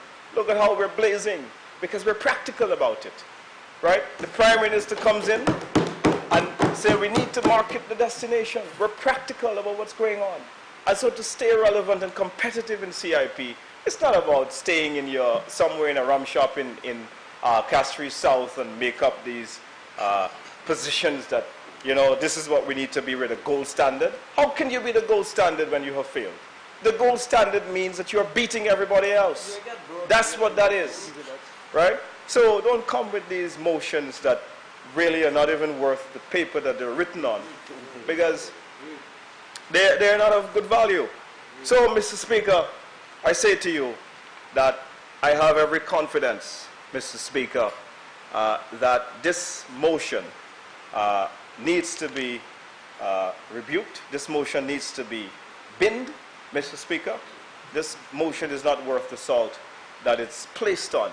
It's crafted and created by a bunch of men, one of them indecisive. He doesn't even sure if he won CIP. 1 minute he does, the other minute he doesn't. Then the member for Castries South, as chairman, stayed there, went to meetings for 6 months and couldn't sell one passport, couldn't raise a single dollar for the taxpayers of this country. And then you want to tell me that you know what you're talking about. I listen to people, Mr. Speaker, who have succeeded. People who have a track record of delivering, not talking about success. There's a big difference, right, Mr. Speaker? What we want to do is to make sure that they succeed. The cheapest thing to do is talk. I heard him talking about reinstating the $3 million requirement. Mr. Speaker, most of the people in the other islands that have been found on the wrong side of the law, shady characters that have been found in the CIP, people who have gotten citizenship. The most notorious one was the Iranian fellow from Dominica, who is a Dominican. A lot of the people, Mr. Speaker, are high net worth individuals. And so the assertion that somehow, someone, because they have money, right, is above and holier than thou, is elitist. It's elitist, Mr. Speaker. And I can't believe in this parliament that kind of philosophy is being espoused, Mr. Speaker. And that is what I sit here and I cringe, Mr. Speaker. What the Labour Party is doing and what that policy suggests is that they're judging people by the size of their bank accounts rather than the content of their character. And instead, Mr. Speaker, what we're saying is, let's judge people on the content of their character.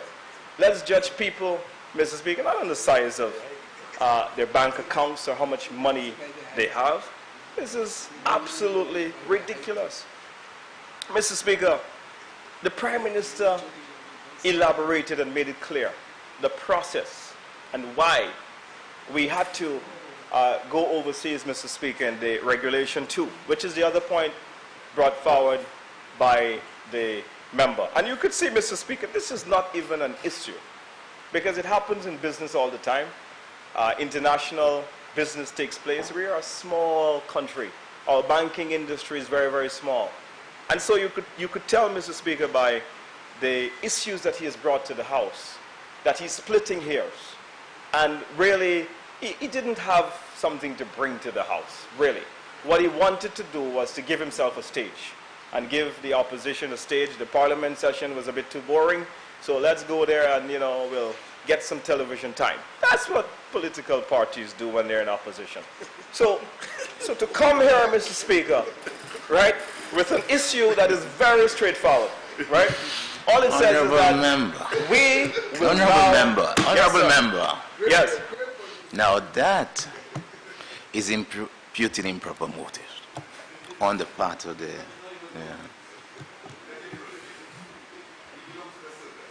To say that the only reason why he did that is not... No. It's true, it's your opinion, keep it to yourself. Don't express it. Or express it on the outside. Okay, but once you stand there and you say it, that's a different thing. Okay? All right then. Mr. Speaker, I look at this issue. We all do business overseas. We are from a small country. We are inviting foreigners, Mr. Speaker, and I heard him say that he criticized that we're allowing agents to be foreigners, and that is not true. That is not true. We're allowing foreigners to be agents, and that is not true. The only agent that is born out of St. Lucia happens to be, Mr. Speaker, an agent who has already received Dominican citizenship. And by right of establishment, Mr. Speaker, she therefore qualifies to apply to become an agent.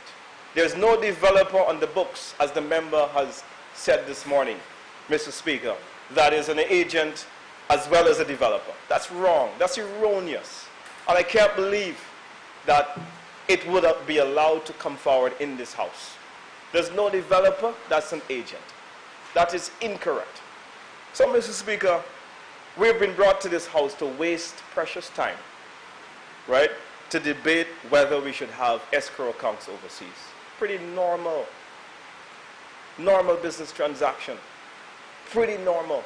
So, Mr. Speaker, if with their corresponding banking relationships and the whole issue of de-risking has been made very public, has been covered in the local press comprehensively, Mr. Speaker, in detail. Everyone knows that our local banks are very, very wary and cautious, and they want to ensure that those corresponding banking relationships are intact. It's been happening for years. And so they're a bit hesitant, Mr. Speaker. And what we have said is to make the program more competitive.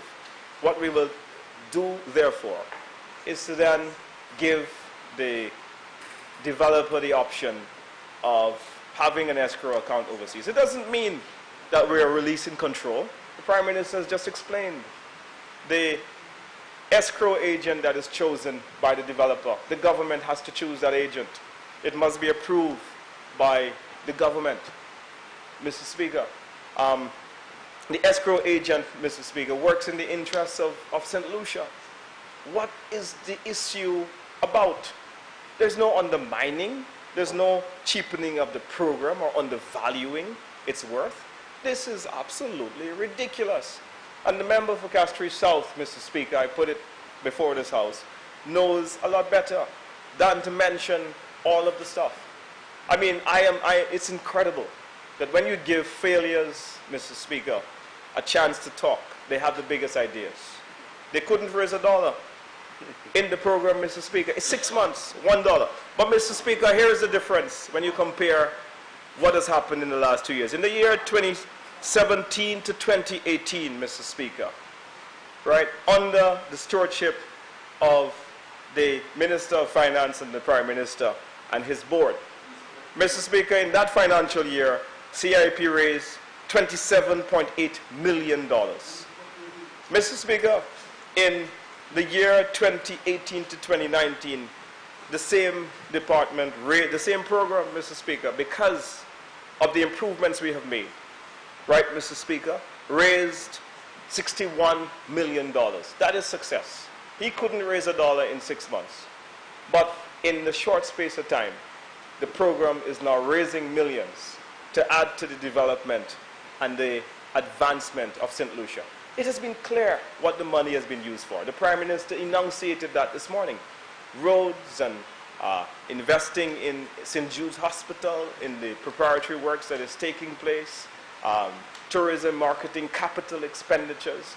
And I am not so sure the assertion from the member for Vieux-Fort South is true, because I have not heard the Prime Minister say that any of the monies went into recurrent expenditure. But, Mr. Speaker, we've brought it into the estimates. It was laid here before the Parliament. They had an opportunity to ask questions, but they focused instead, Mr. Speaker, to try to embarrass us, to try to mention a lot of insignificant things. And here we are, having to come back over the same issues all the time.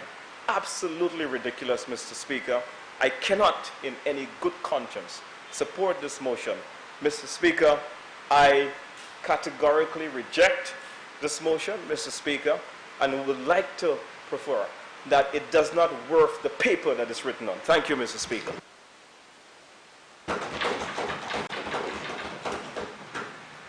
Member Vieux-Fort South, Vieux-Fort North.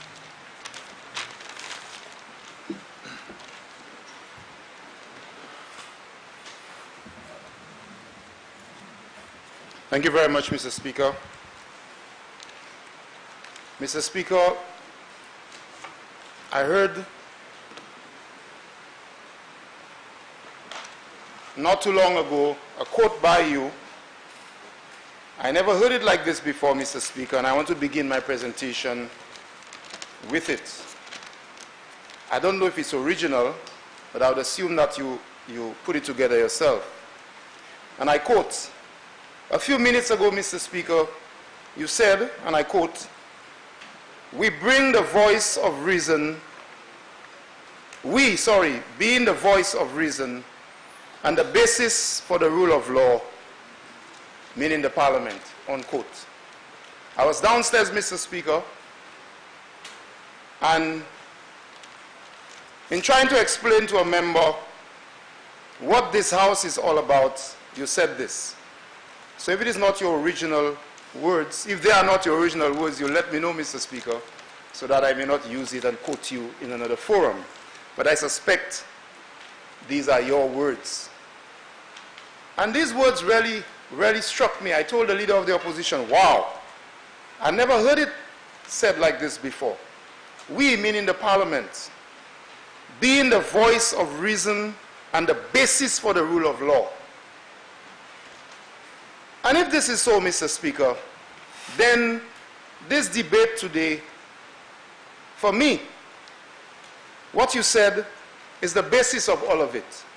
And if we are the basis for the rule of law, then it means that whatever we do here sets the ground for law and order in St. Lucia, for the way we behave, for what we ought to do with the CIP monies and all of that. I want to ask you, Mr. Speaker, to allow me to continue to digress just for 1 second, to express on behalf of the people of Vieux Fort North our sympathy and our hearts, our emotions, to express how sorry we feel to the people of the Bahamas. Some of the people who live in Vieux Fort North have relatives in the Bahamas, and they have been trying their very best, some unsuccessfully, to reach them and so on. We know it's a difficult time, Mr. Speaker, and on behalf of my constituents, I wish to let the people of the Bahamas know that they are in our thoughts and our prayers, and we are doing whatever we can through donations at the banks and so on to assist them. Mr. Speaker, c'est Jean Bahamas là, avant de commencer le débat, je veux dire que Jean Vieux Fort North a sympathie avec moun Bahamas. L'année Jean Vieux Fort North qui est famille à Bahamas. Et ça yo ka senti à présent, c'est un bagage qui twist et qui ça arrive nous n'importe avec moi quand encourager tout le monde pour mettre même ces petits dollars de banque là, l'année bank account pour aider Jean Bahamas. And very importantly, Mr. Speaker, it's a lesson to all of us. Today is not the day for it, but climate change, the impact of climate change is something that we must really pay attention to. And very quickly, Mr. Speaker, it's been a while. I was not at the last House sitting, but I want to pause again to congratulate the new executive of the NYC, the National Youth Council, and I'm very proud, Mr. Speaker, that young Stacey Elver from Vieux Fort North is on the executive of the NYC, and she's brilliant, and I'm hoping for the best for her. And again, since I was not here, I wish to congratulate our groovy monarch of Vieux Twizin Boys, Sly. He is also from Vieux Fort North, and to congratulate Moto on all of the work that he's doing around the Caribbean and around the world. Moto is also from La Retraite Grace in Vieux Fort North. But Mr. Speaker, yes, oh Lord, what a mix-up. Mr. Speaker, I stand to support the motion moved by the member for Castries South. Mr. Speaker, changes to the regulations of the CIP represents another example of what I perceive to be the continued abuse of power by this administration. Mr. Speaker, Sanadi a dit, changement gouvernement fait en affaires citizenship by investment là, pour moi, Kamoutu un autre exemple, qui manière gouvernement presque toutes les qu'a fait bagaille qui moins quoi, ka abize pouvoir ki se moun set Lucia bayo. The changes, Mr. Speaker, will cause the government and the agencies to create a situation where there is perceived less oversight and less accountability. This is what I believe. And Mr. Speaker, I listened especially to the member for Miku South, the Prime Minister, and he gave long explanations about the citizenship by investment program. He spoke about the escrow account, producing a letter, and he even went into a debate about whether CIP monies will pay for DSH and all of that, denying what he said on a television program. And of course, Mr. Speaker, you ruled that what he said on a television program is not a matter for discussion here, but I am sure those with Facebook and social media will realize that as soon as he said it, we had already posted, I want to say I never said it's not a matter for discussion here. Okay. I did not say that. So I just want to, I'm not going to repeat what I said, but that's not what I said. Okay, Mr. Speaker, I think I misunderstood you. But Mr. Speaker, this matter has already been put to rest. Because as we have always said in this House, what we say in this House we have evidence for and of. And so this thing about the Prime Minister not saying that the CIP proceeds will pay for TSH, this matter has been put to rest. For the time being. Not for the time being, because we have posted his exact comments on Rick Wayne's show on Facebook, on social media. It's there. Anybody can take your phone and go listen to it. Who was there? Was it the same Prime Minister or some other person in costume? Was he the one there? So you can go there and see it. So this matter has been put to rest. What he said that no CIP, that has been put to rest. Because in December he said it. And we have posted it. Well, let me not say we, among other people, I posted it. So it's there for evidence. So, Mr. Speaker, what I heard this morning, especially from the member for Miku South, is once again all kinds of confusing explanations to give, he's trying to give credit to the fact that it is very clear that they have changed the rules, and as I perceive it, to make the administration of the CIP very confusing, and therefore accountability is more difficult to achieve. And so, Mr. Speaker, I want to deal with the two specific regulations which my comrade member and the member for Castle South indicated. In the last line of the resolution, and I quote, "Be it resolved that Parliament, by negative resolution, approve that Regulation 2 and Regulation 10, provided by statutory instrument 2015 number 89, be hereby reinstated," unquote. So what I'm going to do, Mr. Speaker, with your permission, is I am going to use the statutory instrument of 2015 number 89 and also Regulation 10, Regulation 2 and 10 from 2015, and compare it to what this government has done by reading the changes in statutory instrument number 48 of 2019. I think it's very important, Mr. Speaker, for me to take them line by line and explain why I believe that the changes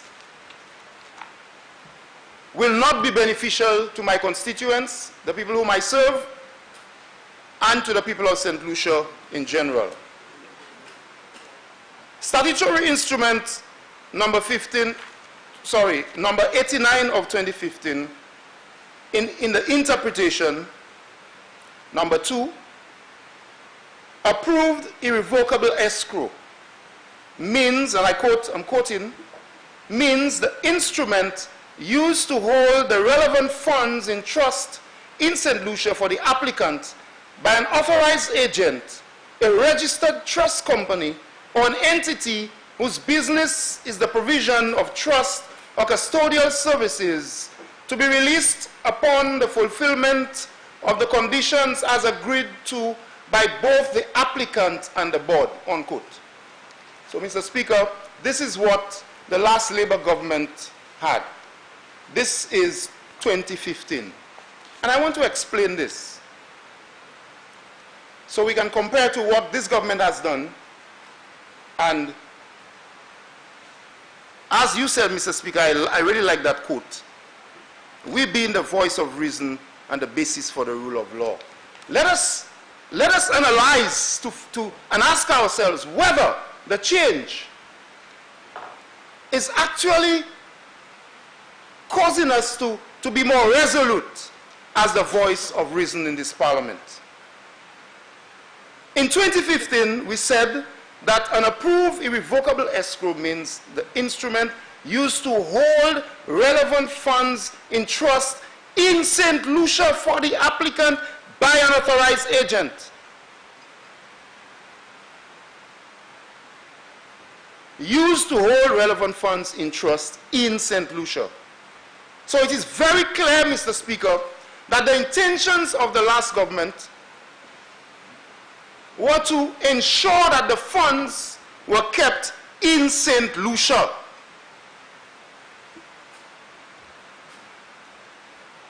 Ça m'a voulu dire à Mr. Speaker, je vais prendre un chaitan pour expliquer.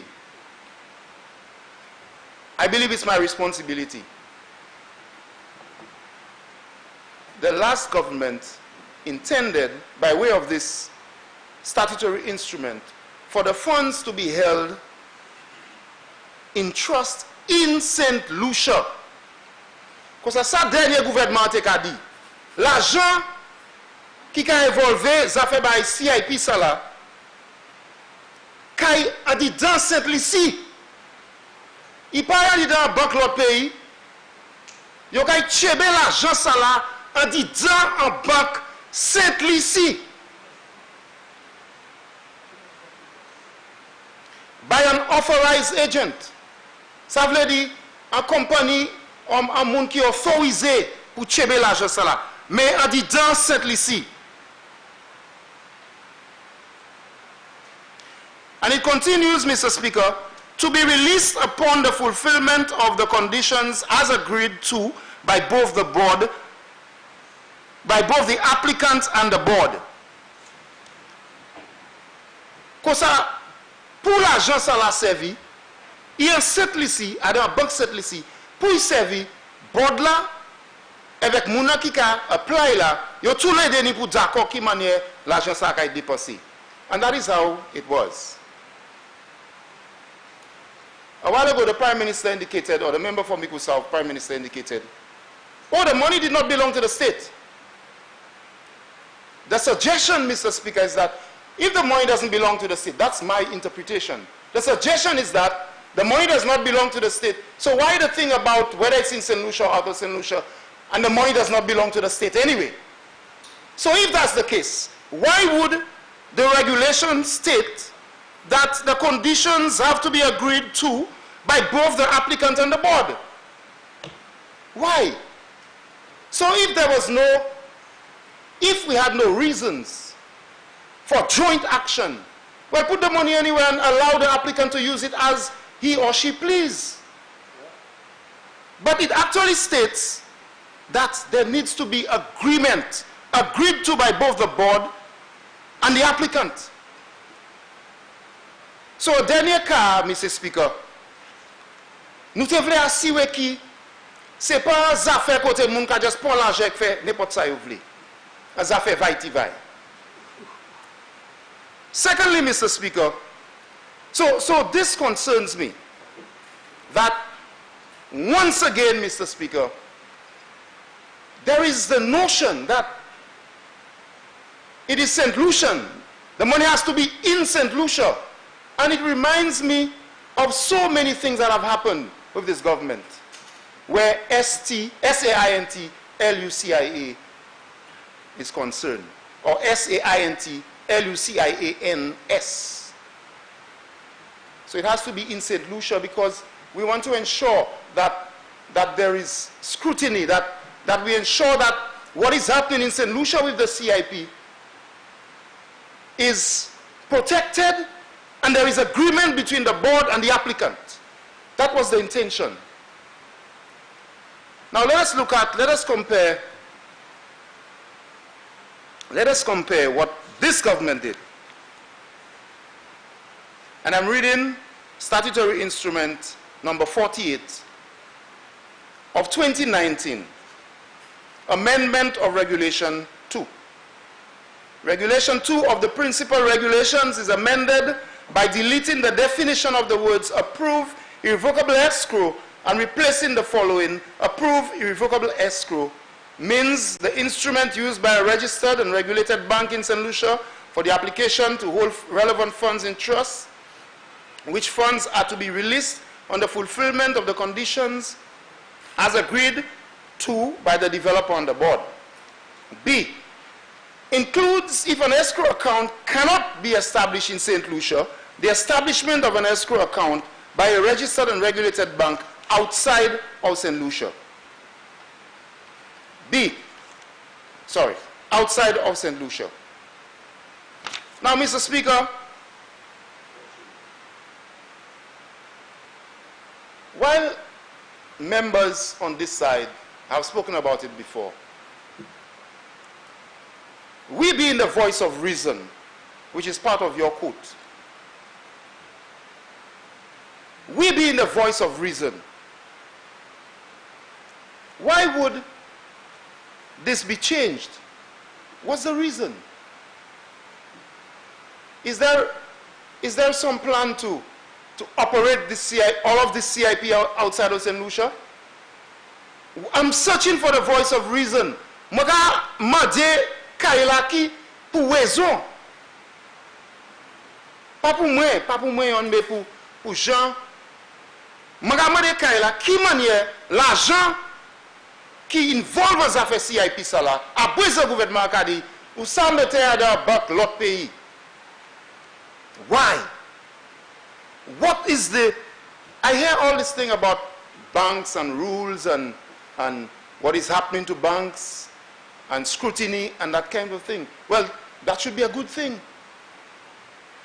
If everything around DSH, for example, which will be paid for by CIP, according to the Prime Minister, and I wish he was here to stand on a point of order and say he didn't say that.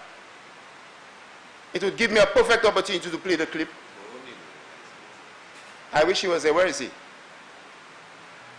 What I said at that point was this, because the Prime Minister stood here and he said he did not say it. And the good member for Castro South indicated that he did say it on the outside. What I did say to the member for Castro South was that he needs to indicate, because I'm only concerned with what is being said in here, and my ruling can only be of matters in here.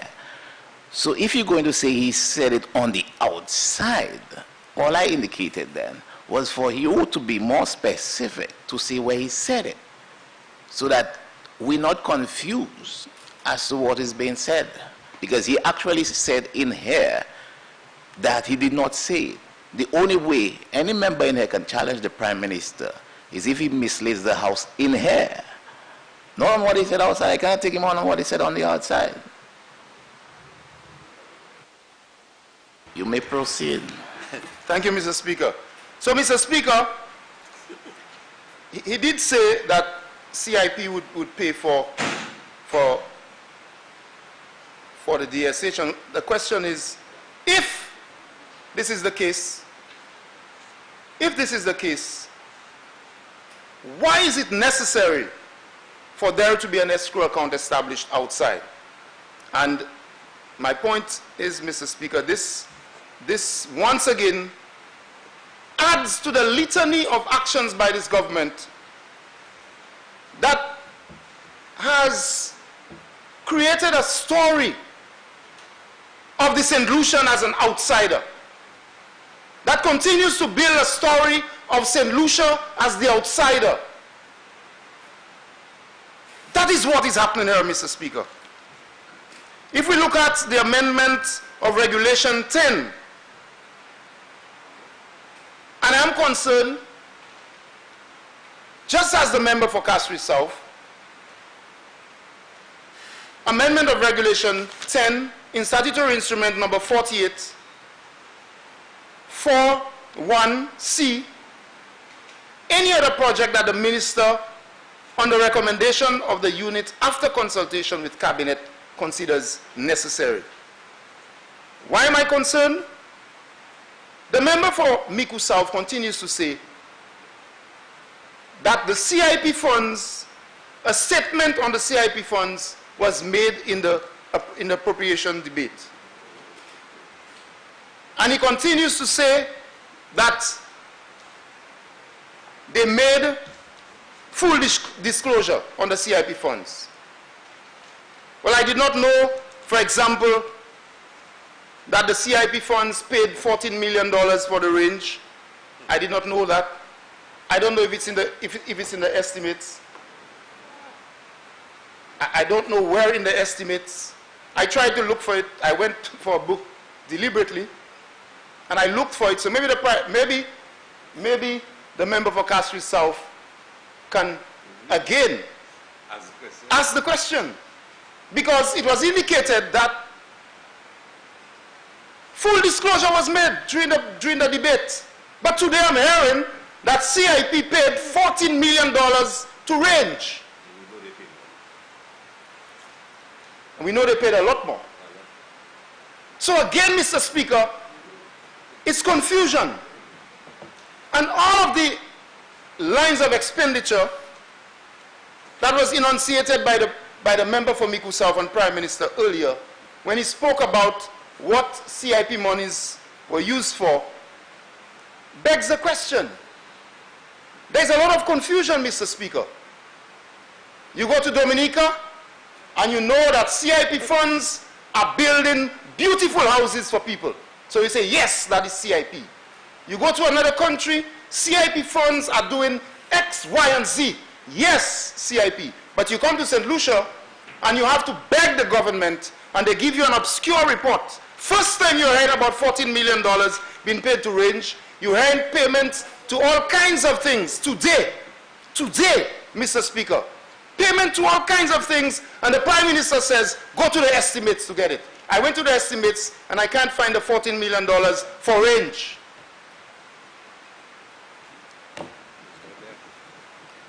I still have people searching for it for me. And if it is not there, what else is not there, Mr. Speaker? And in the Prime Minister's response, in his contribution, he went on a tangent to speak about Sandy Beach, and it's the same thing. They go to high-end things, not on the beach. All of a sudden, it's not on Sandy Beach, but it's somewhere else near Sandy Beach. The Prime Minister has learned very well, and he's going to learn even more, that the people of Vieux Fort and those who consider the beaches of Vieux Fort sacred warned, and I warned in this house. When I spoke about Tululu and DSH on Sandy Beach, they all laughed. But today, it's something else that's on Sandy Beach, not DSH. And the same scrutiny we placed on DSH at Sandy Beach. And today, we heard nothing about DSH at Sandy Beach. And I want to place on record the work done by the Vieux Fort forces and all of the people who walked every Saturday on Sandy Beach, including Father Kevin Murray, whom they tried everything, including Father Kevin Murray. And thankfully, we joined him on Saturday, the 3 parliamentarians and others, to thank him for his sterling contribution to human development in St. Lucia. When he stood up and said, "You are not touching that beach," they said he's a politician clothed in the cloak of a priest. Well, DSH did not touch the beach, and I can guarantee you that whatever they're planning to do on the beach, if they touch our beach, we are going to stand up and protest and ensure that the beach of Vieux Fort remains for the people of Vieux Fort who walk that beach every morning, who leisure at that beach. The people of Vieux Fort North and South. Vieux Fort North and South, Castries, Gros-Îlet, everywhere. I'm just responding to what the Prime Minister introduced it in the debate. I'm not making noise. When I said about Tululu on Sandy Beach, I wasn't making noise. I was very serious. And there's no DSH on Sandy Beach today.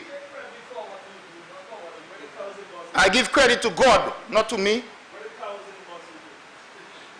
And so, Mr. Speaker, I want to go back to the resolution, to the motion, and to say that it is the same attitude, même qualité attitude là, Mr. Speaker, qui nous attend yon bagay, yon le, Premier ministre l'a dit, il te dit tout bagay about CIP funds, a dit dans debate budget. Ça yon ka créé l'anglais appropriation bill, qu'on nous a venu debate comment l'argent gouvernement a dépensé. Lui-même dit, quand l'argent yon dépensé, les CIP, a dit dans livre ça là, a dit dans document. Je dis à moi, 14 millions de dollars aller by range. Et que je me vois ça en livre là. Comment dire en anglais, si ça part en livre là, qui laisse l'autre bagaille qui part en livre ça là, Mr. Speaker? Qui laisse l'autre bagaille? And Mr. Speaker, the amendment indicates that any other project that the minister on recommendation of the unit and after consultation with cabinet considers necessary. I just don't trust it, Mr. Speaker. So there is no requirement to come to Parliament to debate it. This level of scrutiny has been removed. There is no requirement. Just as, Mr. Speaker, there's no requirement, no thought, no voice of reason to discuss with the people of the South the whole DSH in a town hall meeting. There's the voice of reason to go discuss it in England and the US, but no voice of reason to discuss it with the people. No voice of reason. No voice of reason. And so, Mr. Speaker, my concern is this, that here is yet another example where this government has acted, and in my view, Mr. Speaker, definitely cause a blow to accountability, cause a blow to the voice of reason, and cause a blow to the process by which this Parliament sets the basis for the rule of law. They are setting the basis opposite to what you said in your quote, Mr. Speaker. They are setting the basis for the rule of chaos. That is what is happening. And so anything goes. In everything that they do, anything goes, Mr. Speaker. And this is why I support the motion by the member for Castries South. I support it as a patriotic solution, Mr. Speaker, as someone who believes that the CIP can benefit us if we use it well. I am not convinced that it's being used well. I am not convinced. And I believe, Mr. Speaker, that the changes herein will make it more difficult for it to be used well. I believe that it will be used as a tool and as a weapon against even my constituents. I believe so, Mr. Speaker. And so, on behalf of the people of Vieux Fort North, I support the motion moved by the member for Castries South. I thank you very much, Mr. Speaker.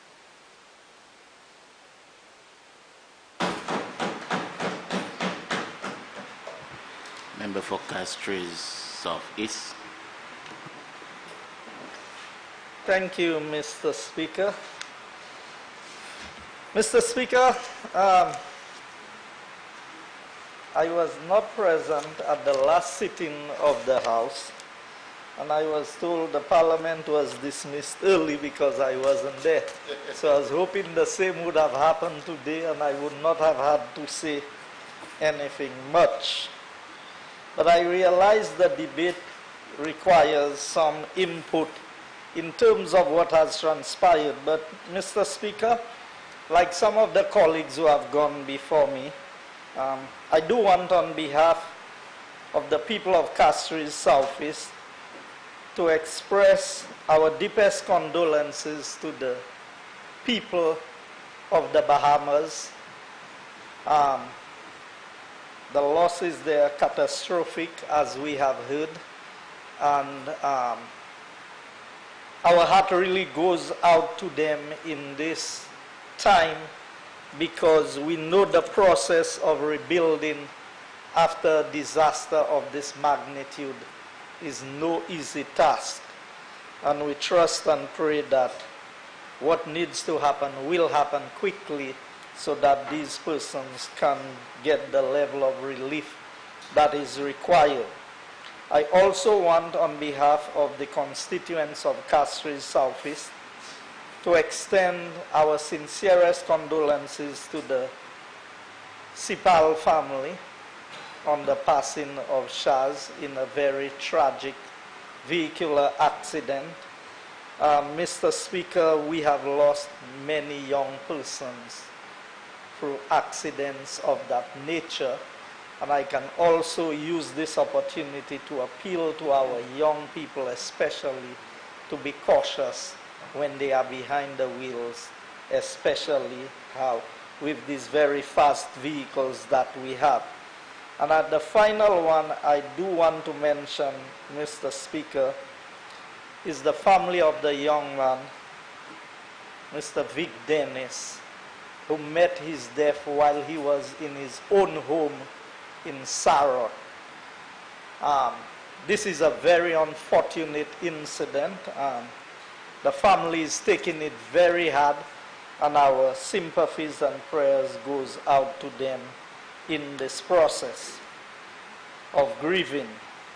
The family also suffered, so that the young man died like the Monday, and the Tuesday the grandfather passed also. So the family, when I visited them, Mr. Speaker, the pain is immense, because you're not even sure which one you are crying for at the time. So I trust that we would be considerate in extending our prayers on behalf of all of those persons who have been mentioned.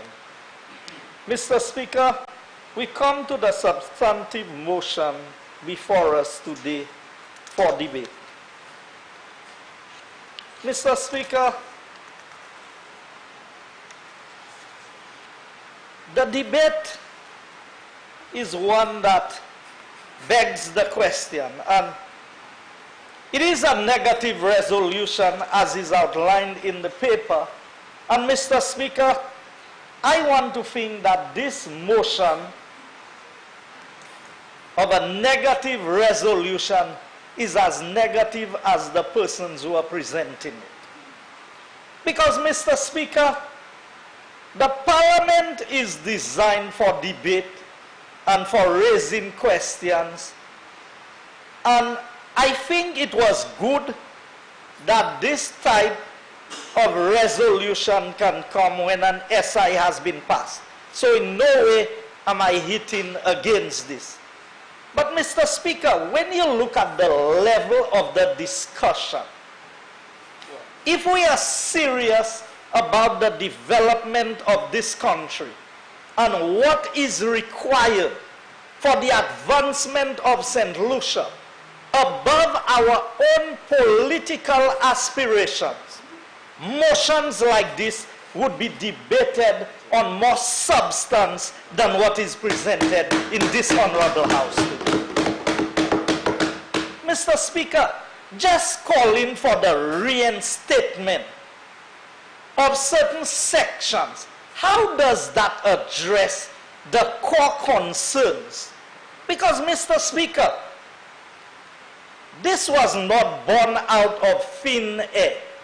This is not a resolution or an amendment that happened by luck and chance, or because somebody wanted to undermine what the previous government had done. Mr. Speaker, The previous government has done enough to undermine its own self. They don't need our help to undermine what they did when they were in government. And the evidence speaks for itself. It doesn't need an explanation, Mr. Speaker. So when the member for Castries South comes to the House with a negative resolution, but during the course of the debate opposite, they are opposed to their own motion. And I want them to go back and listen to themselves and look at the contents of their presentation, and they would realize that the very essence of what they are debating against, they are supporting on the other hand. That's right. And I'll give you one classic example and I will expound on it. So they said it was, we have widened the scope too much to add projects to what was originally envisaged to be part of the CIP project. But yet still they come and they boast about what's happening in Dominica with the building of houses that benefits the people of Dominica.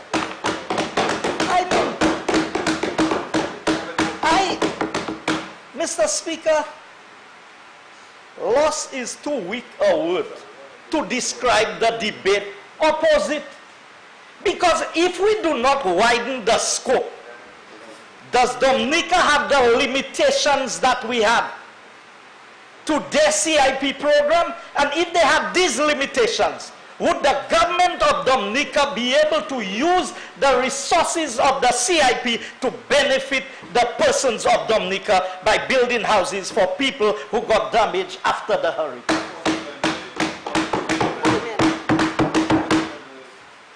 You know, is either, let me say something to the members opposite, Mr. Speaker. Tell me how big are these? If you continue in the direction that you are going, that you are traveling, you will end up where you are going. If you continue in the direction that you are moving, you will end up where you are going. I know you wouldn't get that one. The members opposite, they are traveling on the wrong path, but they want to end up in the right place. It doesn't happen. If you're traveling in the wrong direction, you will end up in the wrong place. That's simply what I'm saying. So you cannot have your cake and eat it. You cannot want to make the people of St. Lucia believe that the CIP is supposed to benefit them in a direct manner when your own legislation restricted the use of the CIP funds almost to foreign investors alone.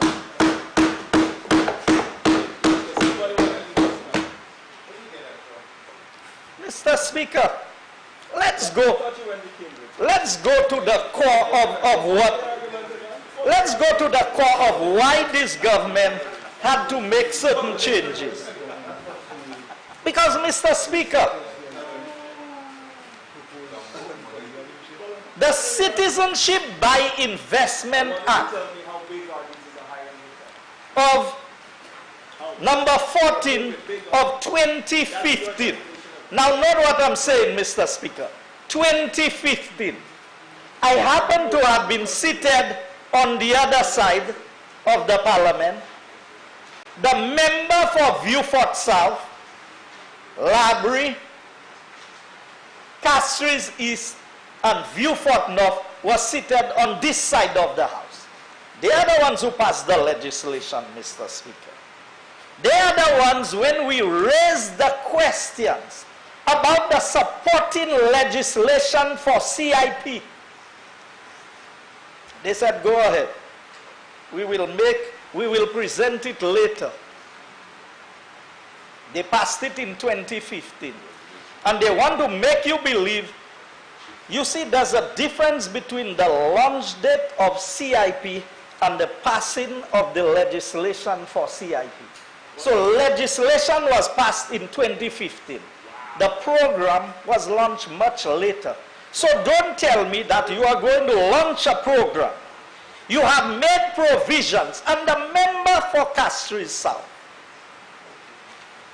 Mr. Speaker, how can I take the contributions on the opposite side as being serious, as being objective, and as being factual, rather than a parading for political reasons? That's right. Because, Mr. Speaker, if you have, and you heard the member for Beaufort South, and I expect that, as soon, if he ever gets to change seats again, he will be singing a different song as we have it. So every time he's in opposition, Mr. Speaker, well, this thing doesn't look right.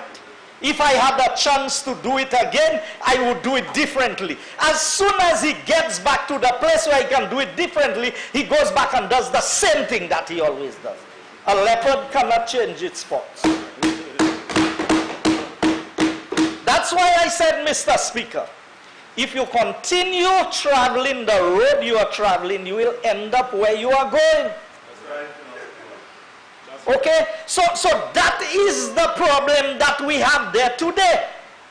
So I say, when you are in authority, and I used that when I was president of the National Council on Public Transport, never pass legislation that when you are not the one in authority anymore, that you are scared of the legislation that you passed yourself. Never do that. So, the member for Beaufort South, in one life he said, look here, that is an oppressive tax. He came back to this house and he said, hold me accountable for the VAT. And I said to him in this honorable house, Mr. Speaker, when all the small businesses start closing down, and you can go to Hansard, it's there, I hope you take the responsibility for them closing down. Because VAT was supposed to solve all our financial problems. Mr. Speaker, that did not prove to be that. So we introduced CIP. Now, do I support CIP? Of course I support the CIP program. You know why I support the CIP program? Because we have this OECS integration, Mr. Speaker. St. Kitts is selling passports. And when St. Kitts sell, well, citizenship, let me not say passport. Those who sell passports, we know about that, but we're not dealing with that today. Okay? They sell citizenship. When the citizenship is sold in St. Kitts, Dominica, or Grenada, or Antigua, under the OECS arrangement, these people have the same access to St. Lucia as any other person would have access within the OECS. So why should we deprive ourselves of getting some of the CIP funds to build up St. Lucia, whereas these people can just go to these islands, get their CIP, and still become citizens within the OECS? So that is one of the primary reasons why I believe that we should be part of this CIP, or this whole program of citizenship by investment. So, Mr. Speaker, we come to the legislation that was passed. Now, I don't want to believe that while the member for Castries South was not an MP at the time, but he was one of the architects involved in this whole program. So am I to believe that he didn't know anything that was going on? And I can recall another time when he was High Commissioner and he was on a program. You see, because they like to come and say what they saw on a program and what they heard on a program. And he was asked about a particular individual, whether they had a passport. And he said he doesn't know about that. It's not him that issuing passport. It's Ministry of Foreign Affairs. But the facts prove otherwise, Mr. Speaker.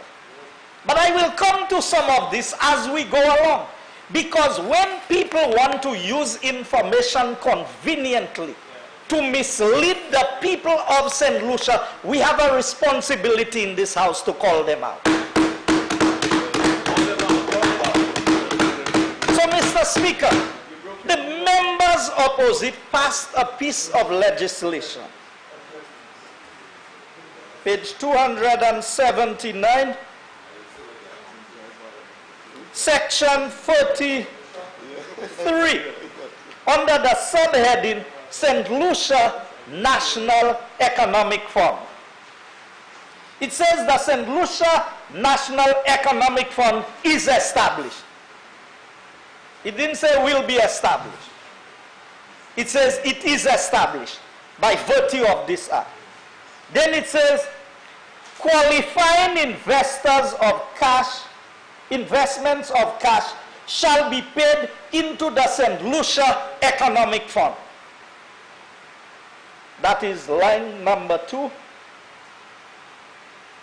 And number 3 says, the Minister for Finance shall lay before the Parliament every financial year for its approval the purpose for which the funds will be allocated. Now, Mr. Speaker, if you go through the rest of this legislation, that is all that was passed for the St. Lucia Economic Fund. Now, I want all the bright persons on the other side who always think I'm not so bright to tell me, how was that fund to be established? Is that sufficient legislation to establish a fund, to have an account to put it in and to do the necessaries? And I want to know that from when that was passed in 2015 to the launch of the program in 2016 to elections on June 6, 2016, you mean after all of that time, none of the members opposite had the time to put measures in place for the account to be established, for the governance of this account to be in place?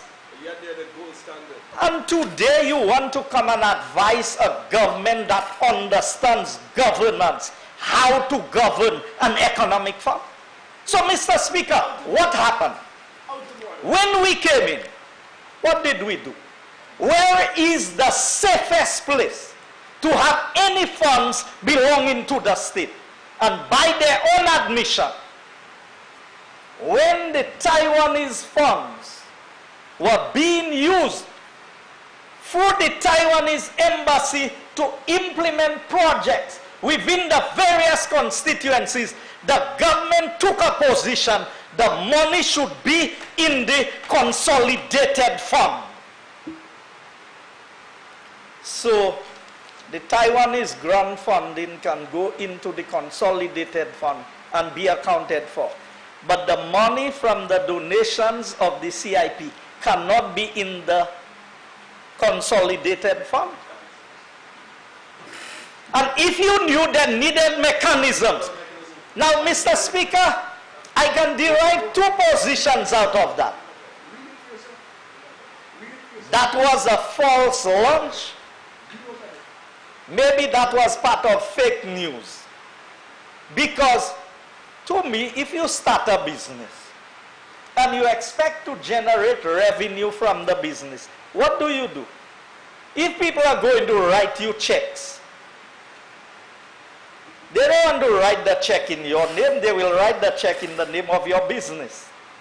Now, if you do not have an account, where do you deposit these monies? So I have to conclude that the members opposite knew that they would not sell one CIP, so they just created a charade. They put, that was a Vrema Batem Popo. That was not real. Because if it was real, the first thing you do is you secure where you are going to put the money. So you out there promoting. The Prime Minister went, what country you launched the program? Monaco? You went all over. You are promoting a program. You are launching. You have agents. You have everybody. But you have no account for them to send the money to. Or did they have other plans for the money? What was the plan? Because the legislation does not show, and I challenge the members opposite. Take these 3 lines you have there and go to a bank and establish an account with it. Tell me which bank in St. Lucia will open an account for you. You have no directors. You have no rules governing how this account is going to be operated. And I'm coming to the escrow account, you know, because they want people to believe, as I heard the member for Viewfort North said, as if the money in the escrow account belongs to us. Mr. Speaker, all we have is to see that the reasons why the contractual arrangement that is between the person putting the money and the person receiving is executed, you know. That's not our money. We were not the ones who designed the project like that. The project, the CIP project, was implemented by the St. Lucia Labour Party government. Today they want to make it look like that is our baby. We are just trying to dress the baby properly because they left the baby naked. That's all we are trying to do. And do we always get everything right in the first instance? Not necessarily. So what we have done is we have passed a whole set of legislation to govern that St. Lucia Economic Fund. Mr. Speaker, hear this. St. Lucia National Economic Fund. The functions of the fund to advance loans for the government-approved capital projects, to provide investment for the government-approved capital projects, to reduce government debt, to purchase government bonds, and to provide monies for the purpose approved by cabinet that is not considered recurrent in nature. Yet still we hear the members come in here and talk about how much of the money government used for recurrent expenditure. You know, Mr. Speaker, the facts are clear. It is clearly spelled out. And here who the managers of this fund is, Mr. Speaker. The board consists of no less than 5 members and no more than 7 members to be appointed by cabinet as follows. The Director of Finance, who is the chairperson. The Budget Director, the Chief Economist, a representative from Invest St. Lucia, a representative from the Ministry responsible for Commerce, a representative from the Attorney General's Chambers, and a representative from the private sector. Mr. Speaker, so if I compare the 2 pieces of legislation that was passed, who created the best platform, the best foundation, and the best avenue for the management of the resources that you would gain from the CIP program? Clearly, on this side of the House, Mr. Speaker, we are far ahead of the members opposite in accountability and putting proper measures in place to account for what transpires with the funds collected. So, Mr. Speaker, that is why I am a bit bewildered by the member for Castries South, trying to bring in a negative resolution. I don't know if he wants to tell the members on his side that they were incompetent in how maybe he was advising them and they were not taking the advice. So he comes to this honorable house and gets them exposed that they did not know what they were doing. Mr. Speaker, what am I to conclude by all of this? The very architects of the plan, they are the ones telling you that the plan is faulty. Yeah. And they change their mind about the plan. So Mr. Speaker, I mean, do we really have to take a whole day and go through this? Mr. Speaker, a debate That is senseless. Because members want to score political points. Mr. Speaker, I listen to the member. I don't know how many hours you gave him. I was wondering when he would finish. It was a task. You know, listening today was a burden, Mr. Speaker. You know, like when you're carrying a heavy load, that's what it felt like listening to the member for Castries South. And then to further compound it, Mr. Speaker, the members are debating a motion that they don't fully understand. So let me, and I said I wanted to come to this. I applaud the government of Dominica for being able to use funds from the CIP to build homes for the people of Dominica.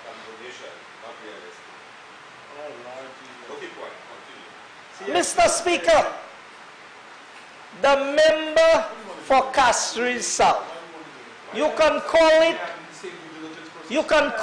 donation, you can call it capital investment. So they didn't sell bonds under this. No bonds were sold in St. Lucia under this arrangement. Mr. Speaker, the same members opposite, they want to question due diligence of this government. Mr. Speaker, they question the issue of projects and they want to take a swipe at DSH. That's a losing battle. I expect to see all of you all at the race on the 13th of December. That's what I expect to see. You see, Mr. Speaker? Mr. Speaker, the issue, we have made it clear that DSH is not a part of the CIP program. If they're going to be in the future, when they apply, they will go through the process. If they qualify, they qualify. If they don't qualify, then they cannot be part of a CIP program. But to try and make the people of St. Lucia believe that somehow there is a relationship between a private investor doing his investment at his own expense and the resources of the state is misleading. It is a calculated plan to misguide the people of St. Lucia. But what do you expect? When people sitting in opposition, Mr. Speaker, and there's desperation to get into government, and they cannot even get their act together among their own selves, what do you expect them to do? Fire blank shots. Because that's blank, that's not even scatter shots. Scatter shots might hit something. Blank shots don't hit anything. Because there's nothing. So Mr. Speaker, I move on. Mr. Speaker, what is the arrangement within the OECS? You know, he talked about we should be gold, what he used to say? We should be the gold standard. I know, Mr. Speaker, you start a process, you start a journey. The members had 6 months to run the CIP program. And they couldn't sell one CIP, not one. Did you all sell any? I hope when the member, he has the last say. I want him to tell the people of St. Lucia that after 6 months, so Mr. Speaker, you start a business, okay? You're running overheads for 6 months. You can't even make money to pay the light bill.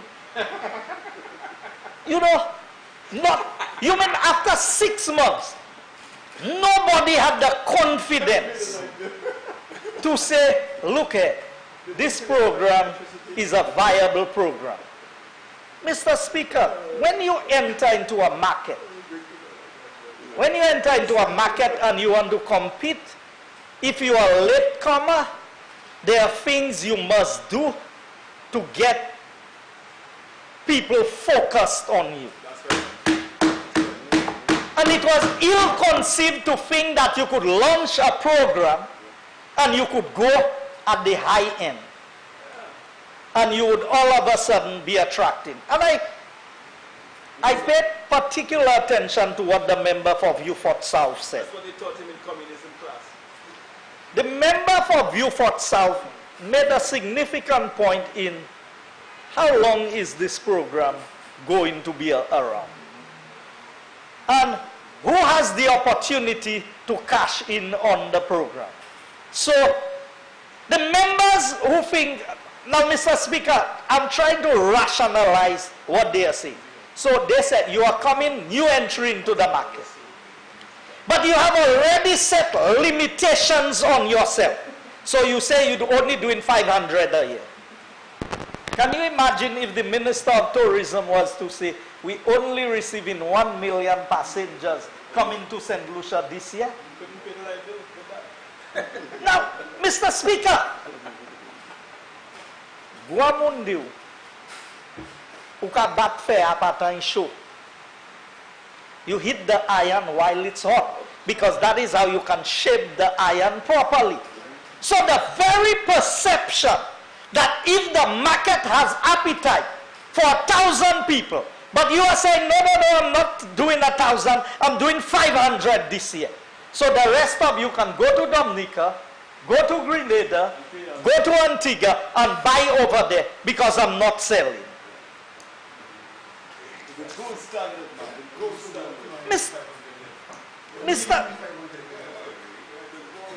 It doesn't matter. It doesn't matter that I didn't get to 500. That is not, you see, that is why I tell you, Mr. Speaker, I would have a lot of problems allowing the members opposite to manage anything for me.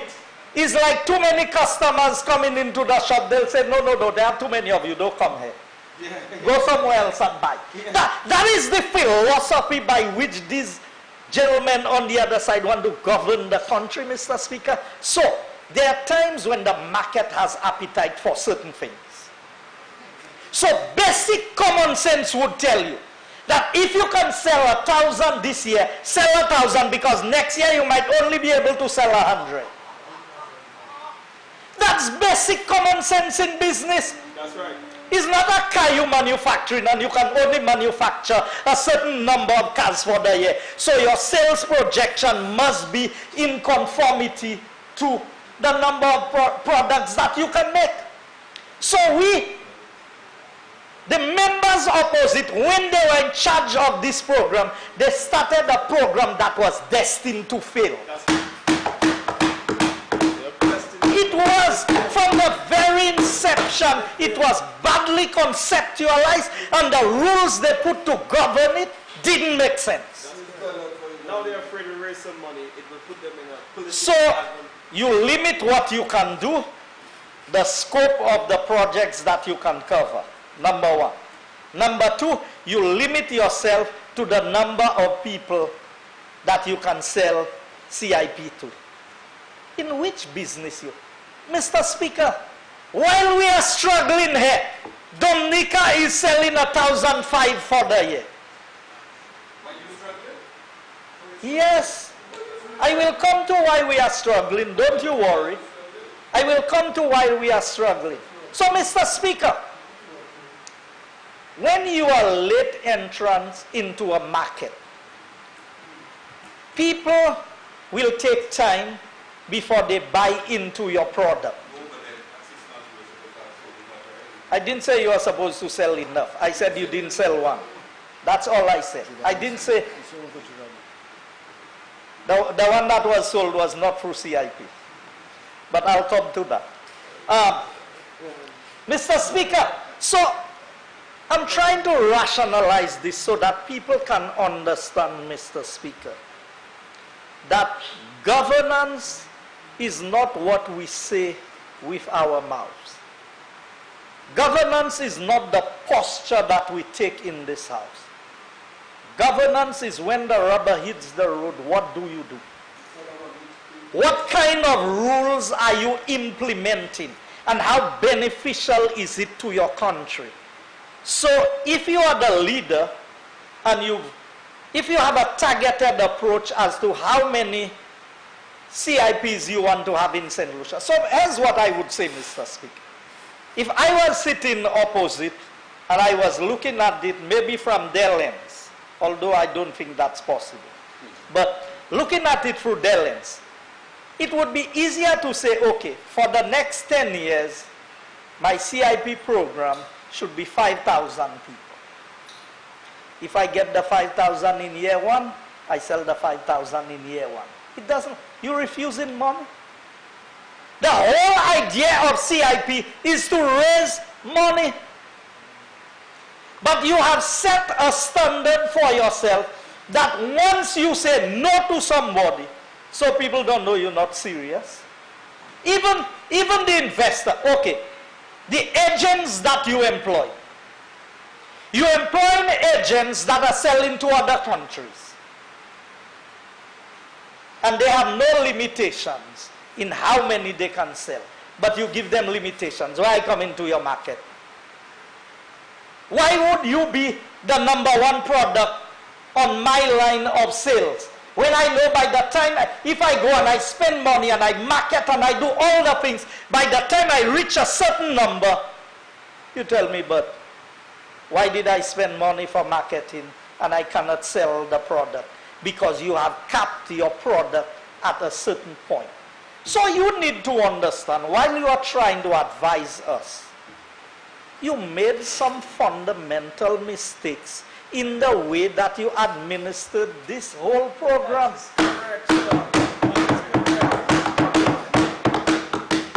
That is the bottom line. And to further compound it, Mr. Speaker, they have done things to discredit the program. So, here we go. Their favorite newspaper. The newspaper, the Star newspaper, Saturday, August 31st, 2019. There is a very interesting article in there, Mr. Speaker. And I will highlight just a couple of points from this article. Report blames opposition public statements for St. Lucia's most uncertain CBI program. I want to make a point here, Mr. Speaker. I understand what the members opposite are attempting to do to this country. This is not the first time, and this is not going to be the last time. It's in their nature. They cannot see St. Lucia progress, and they are not the ones at the wheels. That is the fundamental problem of the St. Lucia Labour Party. And I've been close enough to them during periods of time to understand the limitations of their vision for St. Lucia. They don't have a big vision. When you speak about what you can accomplish in St. Lucia, they said, these fellas, when the Prime Minister said that we have to grow this economy and we have to make St. Lucia a place where you will not even need visas to go to the US because your economy would be doing so well. Yeah, they choose to believe $5 can block a hole in. Yes, that's the limitations that they place on themselves. They prefer $5 blocking a hole than to aspire to grow this country. So, Mr. Speaker,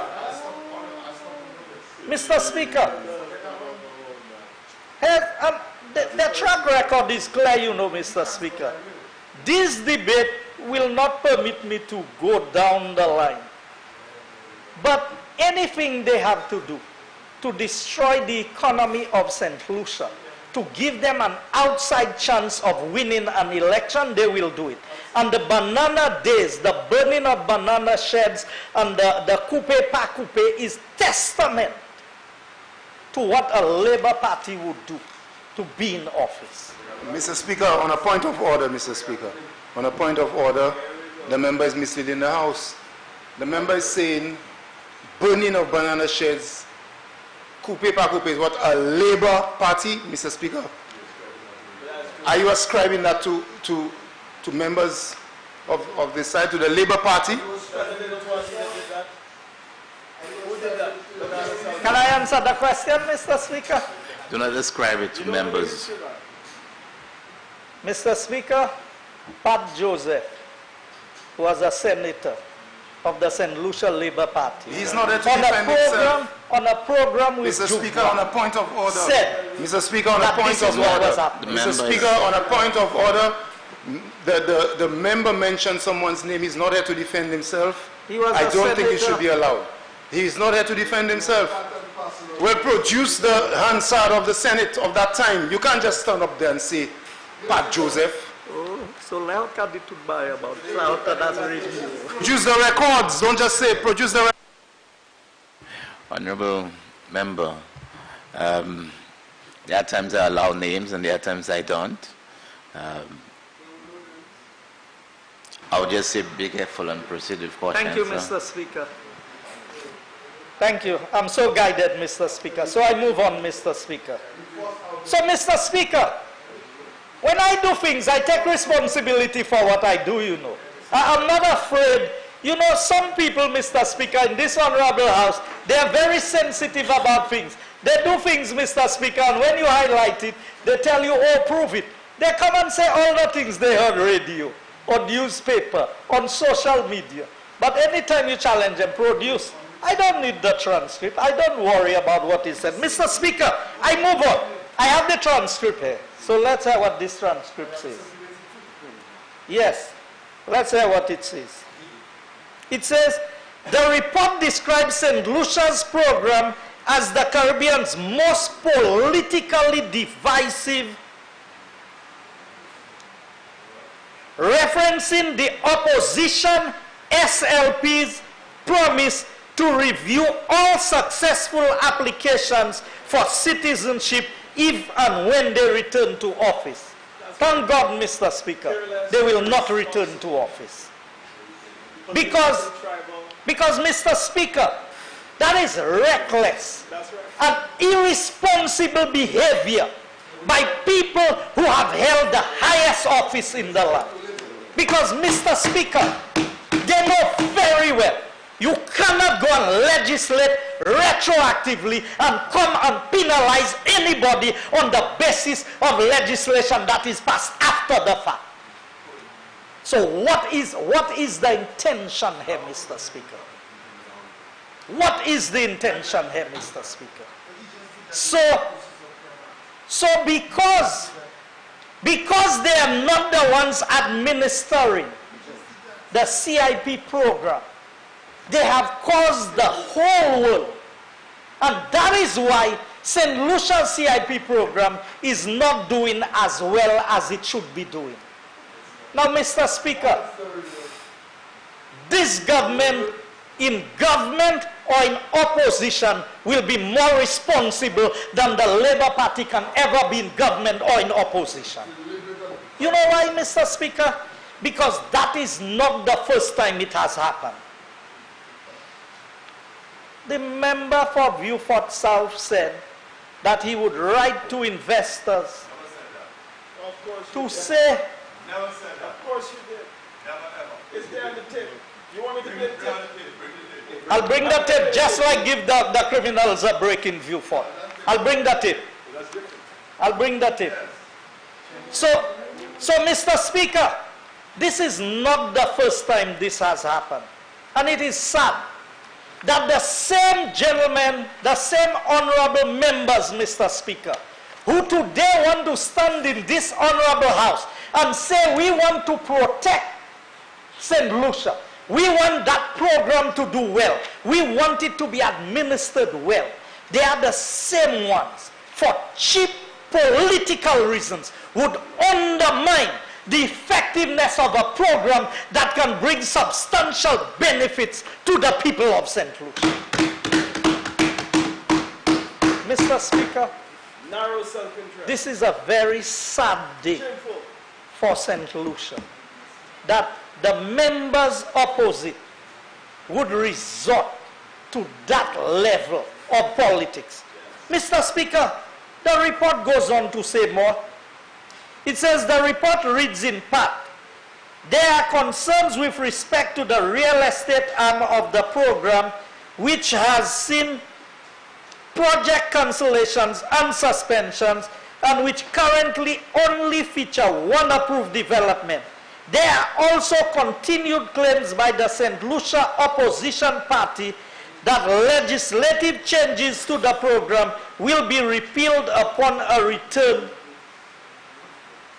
to governance. Why would you do that? And if I can go to Dominica and get my citizenship by investment with no questions asked, what is the opposition saying in Dominica? What is the opposition saying? What are they saying in St. Kitts and in Antigua? Mr. Speaker,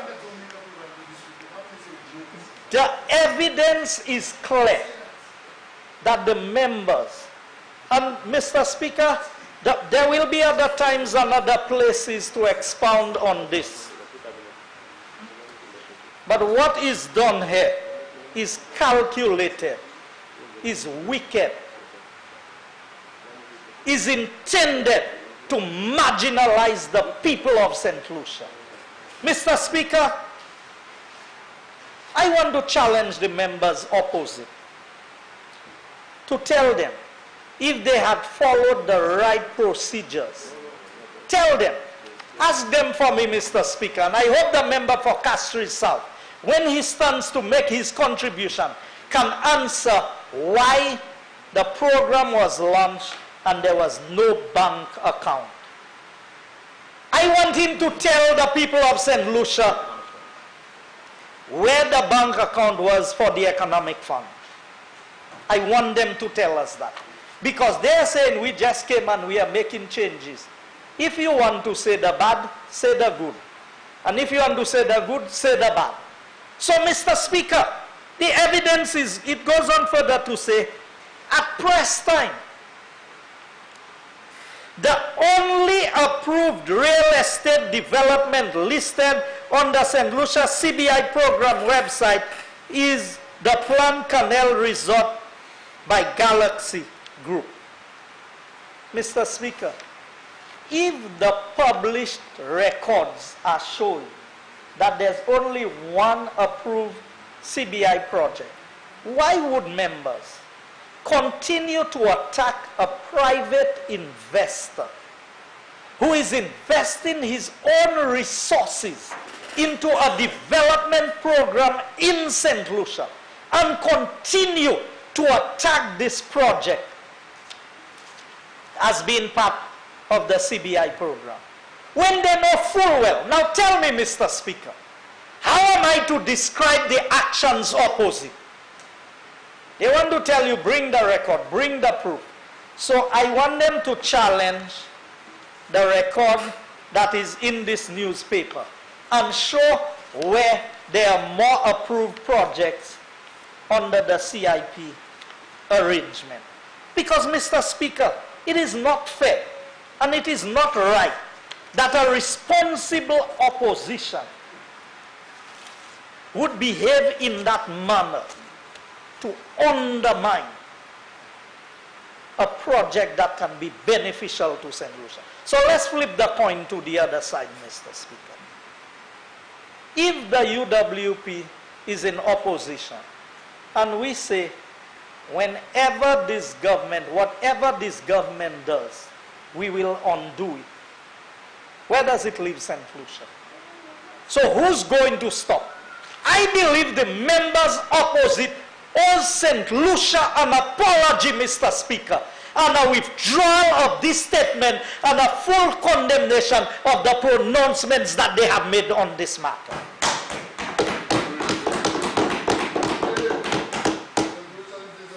That is what it should be about. So don't come and boast about all what Dominica is doing for its people.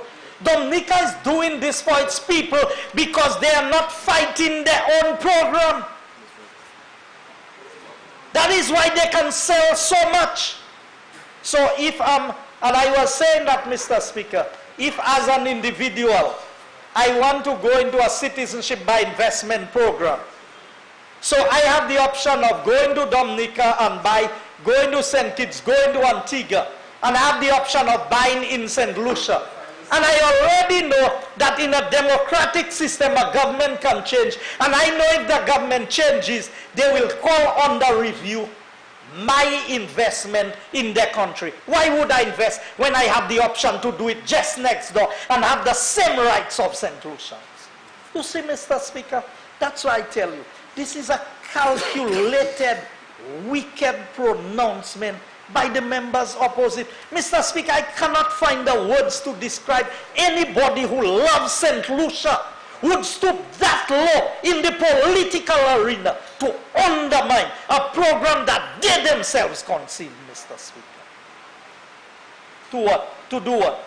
The member for Castries South himself is admitting, well, you have the right to change the fee structure if you want.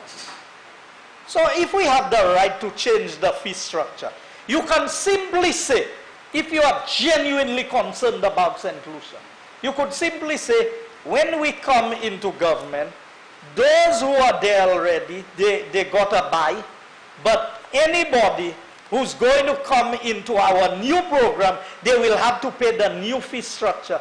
But you are telling me you are going to demand that these people who paid at that level now have to pay more, and you want people to come and buy CBI in St. Lucia?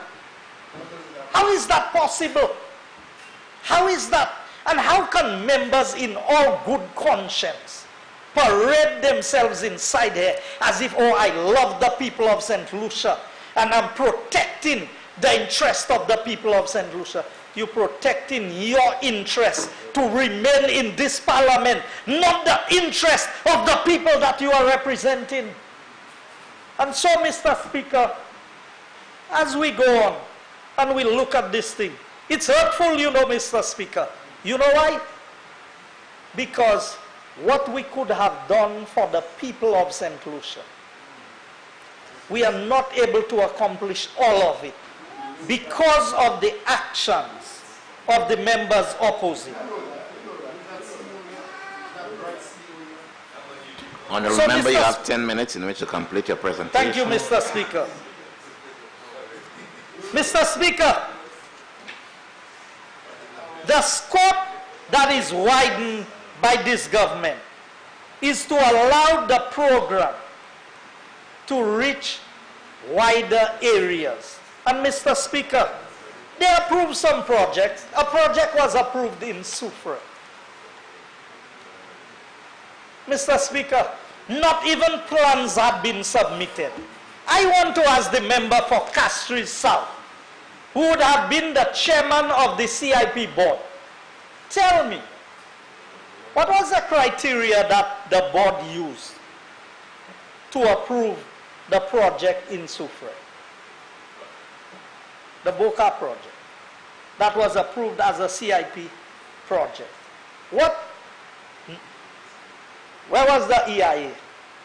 Where was the plans? At least, if you're approving something, you're supposed to see the plans that were designed for that project.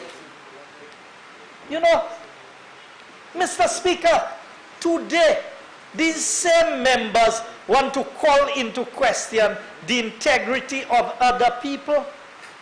Mr. Speaker, when their own track record is a dismal track record in terms of performance and accountability. Mr. Speaker, the member for Castries South, he has spoken quite a bit. He wants us to answer all questions. Up to now, Mr. Speaker, we've never gotten an explanation about the 4 diplomatic passports. For me, a diplomatic passport is of much higher value in terms of what it allows than a regular citizenship by investment passport. On a point of order, can I be informed of which 4 diplomatic passports? This is getting really ridiculous in this house, and I trust you will allow me, if not, to say a few things too. Which 4 diplomatic passports? What is this about, Mr. Speaker? This is a parliament. I did not ascribe that as a He said the member for Castries South. He said that he has not gotten answers about 4 diplomatic passports.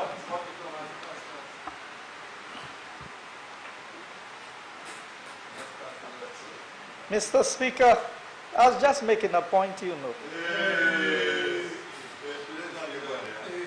Mr. Speaker, if you want me to bring the record of the 4 diplomatic passports that was issued to the Jufali family? Mr. Speaker, I would want the honorable member, Mr. Speaker, if he has any evidence, Mr. Speaker, that I was involved in giving anybody passports. This is a very serious accusation in the honorable parliament, Mr. Speaker. Very serious. And he said he can bring the evidence. Can I ask you, Mr. Speaker, to ask him to bring the evidence to this honorable house or withdraw his comments, Mr. Speaker? If he cannot do it today, to do it at the earliest or apologize at the next sitting. Mr. Speaker, this is getting a little out of hand now. This is really getting nasty, Mr. Speaker.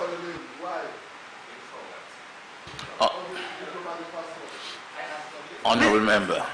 Mr. Speaker, I was making a general statement. I took it that you would just speak earlier, but then when you start going into specific terms of names, asked then... a question, so I'm responding. And Mr. Speaker, he is the mover of the motion. So he is the one closing the debate on the motion. So all I was making, the point I was making, is I was drawing a comparison between diplomatic passports and CBI passports. Because that's the essence, the discussion we are having here is citizenship by investment. So I'm just, but give me a chance, let me explain. So, on a point of order, Mr. Speaker, I raised on a point of order, and I said that the member was casting aspersions, and, you know, Mr. Speaker, if the member has evidence, and I ask you to ask him to present it to the Honorable House and to the entire country of St. Lucia, that I was involved in selling diplomatic passports. The Prime Minister, the member from Microsoft has said it today, and he said it again, that I need to answer. Mr. Speaker, he did not say you sell, huh? But it was said earlier and implied earlier, Mr. Speaker, and I let it pass. And if he's trying to create an association, Mr. Speaker, and he has evidence, please do so. And by the way, Mr. Speaker, you know, like the Honorable Member from Beaufort South stood up, this is a matter before the court. This specific allegation, and the member from Beaufort South stood up earlier, Mr. Speaker, and you're allowing it again, Mr. Speaker, to continue. Honorable Member, we've gone one step further, that allegation is also part of the court case. Mr. Speaker, I don't know what's in the court case. I'm not the one in court. I don't know myself, but I'm just saying to you that... I'm not privy to the information. So, Mr. Speaker... on the matter, when you made your earlier statement, the general thing about issue... Can I just clarify? So, I was just saying that I was making a comparison between the CBI program, which is citizenship by investment. What people get when they do that is a passport, a St. Lucia passport. And I was just saying that I've heard about diplomatic passports. I have seen records where diplomatic passports were issued. And I was just asking whether the member in his rebuttal, in his closure, in his closing remarks, would respond to whether he knows anything about it, because, Mr. Speaker, he was on radio. I know he doesn't issue passports, Mr. Speaker. I know passports are issued by the Ministry of Foreign Affairs. I know that, Mr. Speaker. So I never said that the member sold passport. I never said that the member issued the passport. I was just telling him, in all of his knowledge of what would have transpired, if he knows so much about this, I would expect him to be able to say something. But I move on from that, Mr. Speaker. Yes. So, Mr. Speaker, sometimes you put out the bait and they take it so easily. You know, you have 5 minutes. You want the... So, Mr. Speaker, yeah, you said about ARDEM this morning. You're so preoccupied with ARDEM, you didn't even realize it was AM results. Honorable Member, yes. You have 5 minutes. So, Mr. Speaker, On this issue of this negative resolution, Mr. Speaker, I am hoping that members opposite, that their intentions would have been honorable and that they would have brought something that can add value, that can enhance the program. And I'm employing, or I'm asking the members opposite, in their closing statements on this, that they need to set the record straight in St. Lucia. They need to come back to the people of St. Lucia and to the international community and tell the people that the statement that they made was an erroneous statement. That the statement that we are going to review all of these things and we are going to make people pay and we are going to do this, that this is detrimental for the well-being of this program in St. Lucia.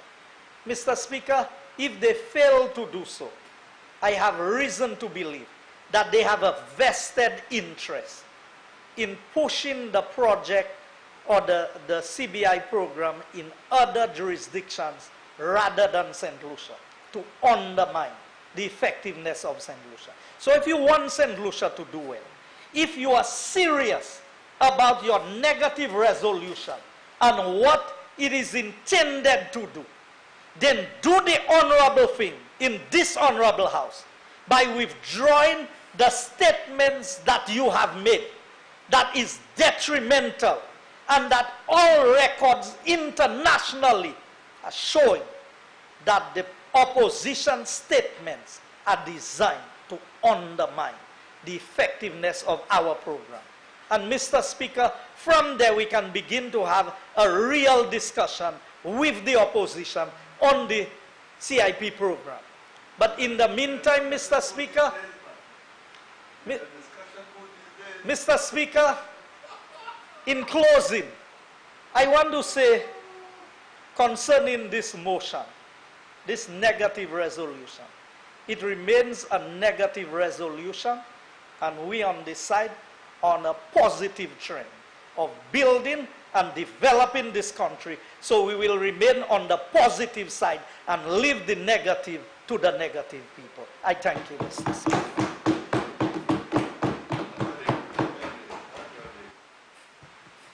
Member for Library.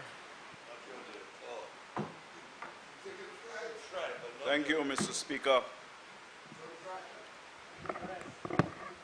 Mr. Speaker, I rise to give support to the motion presented by the Honorable Member for Kaswi South, our spokesperson on issues including the CIP.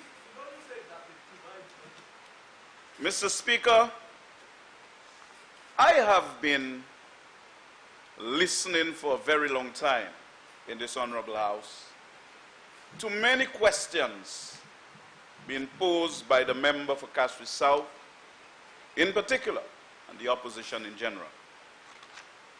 We have held press conferences asking questions so that the responses could illuminate the issues that would, of course, lead to a deeper understanding of where the government is or where the government is going as far as the CIP program is concerned.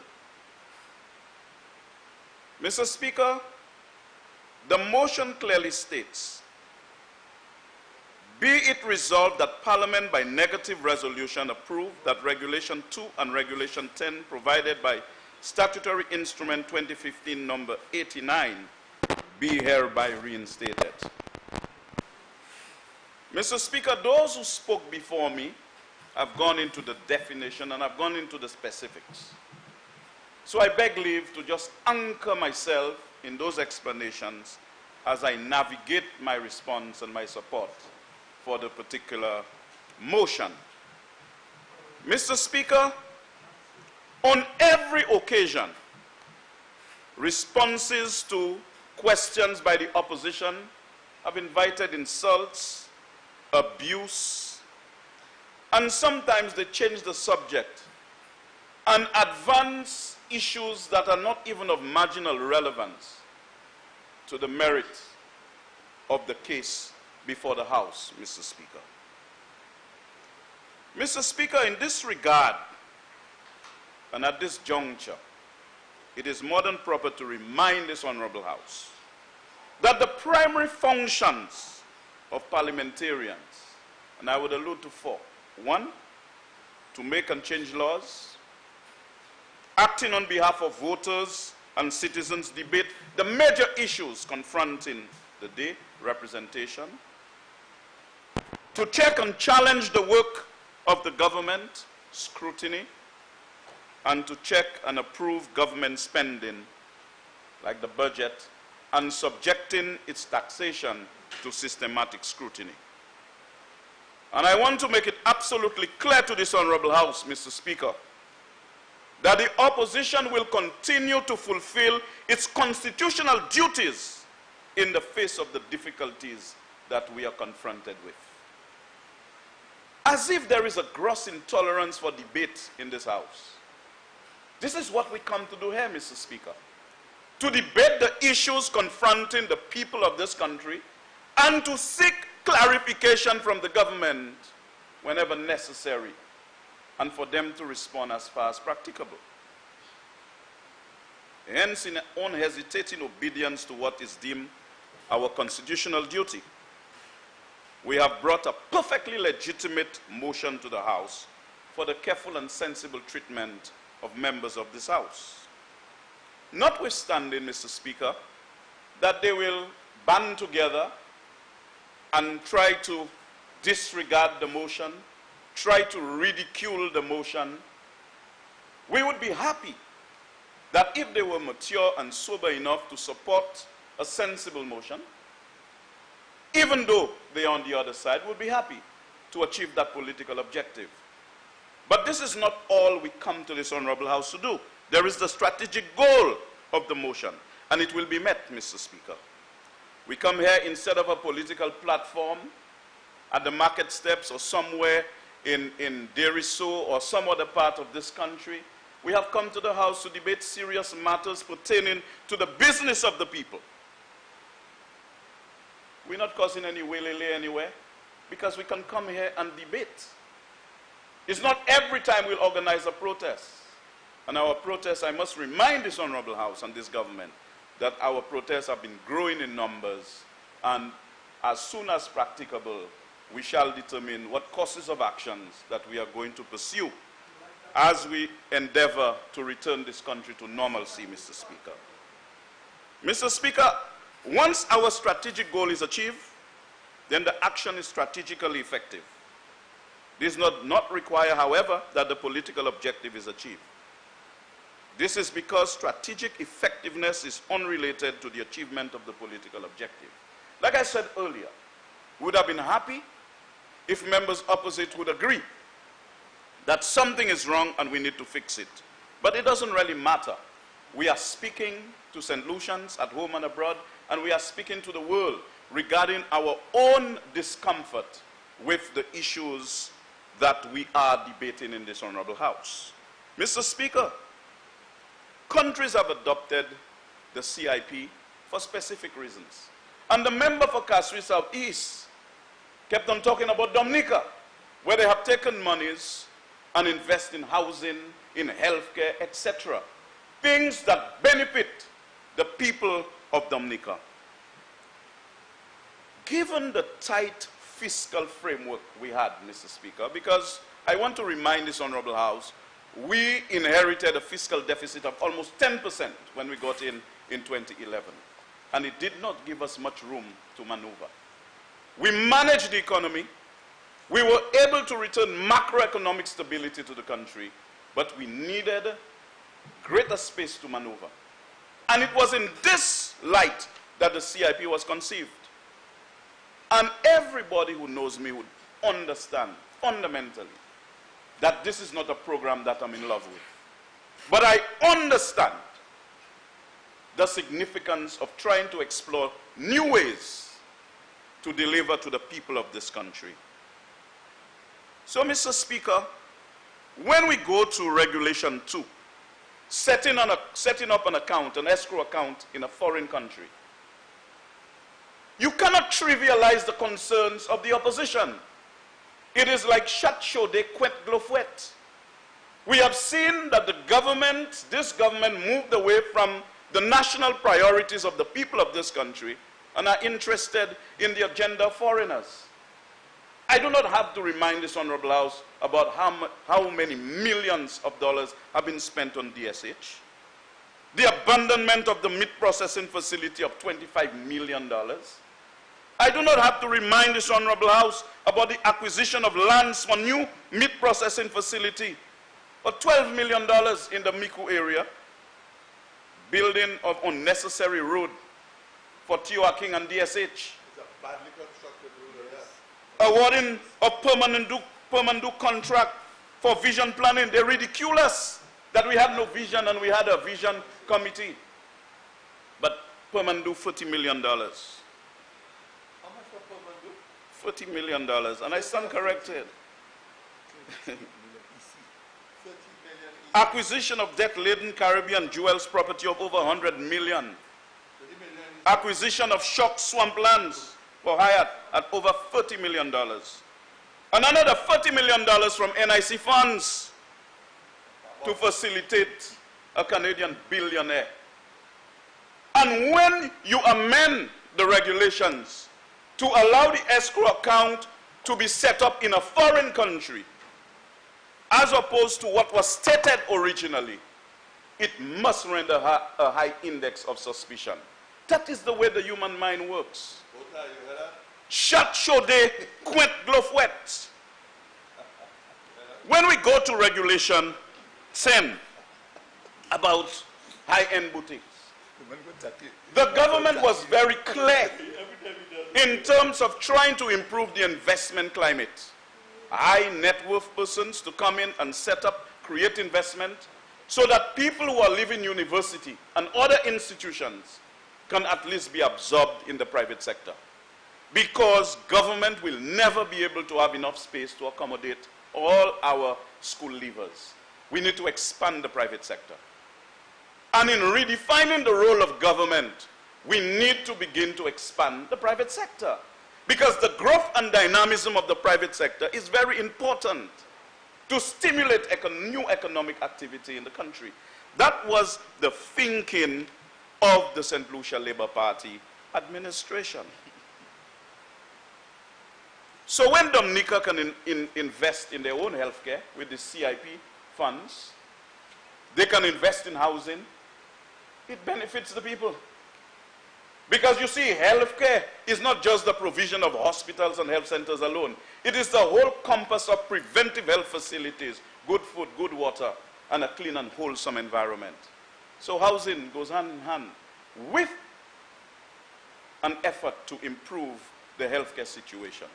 But this is not what's happening in this country. This is not what is happening in St. Lucia. Our national priorities are not being fueled by CIP funds to develop our own local sites for tourism, because now tourists are trying to come here and to get an authentic St. Lucian experience. So the opposition is not complaining just like that. We have come to the table, Mr. Speaker, with legitimate concerns. And members opposite must never behave as if we are irritating them when we come to debate in this Honorable House. This is what we must do in this Honorable House. Because that is the role of the Parliament. In fact, we should be meeting more often to do that, to debate the major issues confronting the country. Come here more often, every week. Every 2 weeks. Come here and let us debate the major issues. Let us take our time and debate the issues. Sometimes I get the impression that people want to leave, they're in a hurry, as if the business of Parliament is a burden. It cannot be a burden. We must come here and we must ventilate the major issues confronting the people. That is what this thing is all about. So that when our students and future generations, maybe long after we are gone, when we are in our mahogany silence, those who read Government Hansard can say, these were contending views of ideas in this Honorable House. And maybe implement a few of those ideas even if it is 100 years from now. This is the responsibility we have. So when the member for Castle South comes there and he presents a negative resolution, you want to attack him as if you're not supposed to do that. I find it's good.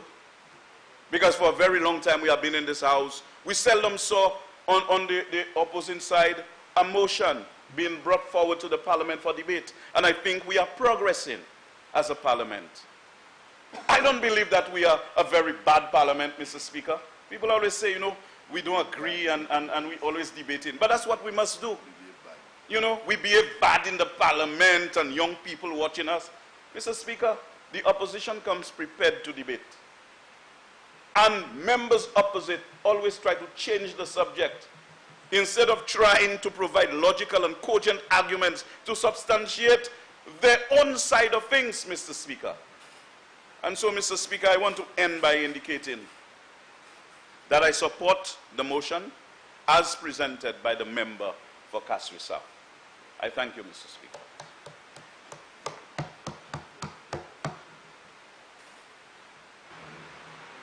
Member for Castle South. Thank you very much, Mr. Speaker. Mr. Speaker, today was a very interesting day. I think in many ways we've never sunk this low in this parliament. And Mr. Speaker, I have seen from members opposite, two in particular, the member from Castle South East and the member for Ancillary Canaries, a nastiness in their approach to the politics which speaks of the DNA of the United Workers' Party. There are some good people in there, but it is a party full of nasty and wicked people, Mr. Speaker. My language is very strong, Mr. Speaker. Yes, very strong. Keep your objectives to yourself, sir. I will, Mr. Speaker, but a lot of latitude today was given to a lot of speakers on the other side, Mr. Speaker, and I've taken a lot of blows today. But, Mr. Speaker, I will say my piece. Mr. Speaker, on a point of order. Mr. Speaker, on a point of order. On a point of order, Mr. Speaker. Mr. Speaker, the member is calling, and he highlighted the two persons, the member for Ancillary Canaries and the member for Castle South East, and used the description of nasty. I think that is unparliamentary language, and the member should withdraw the word nasty from his description.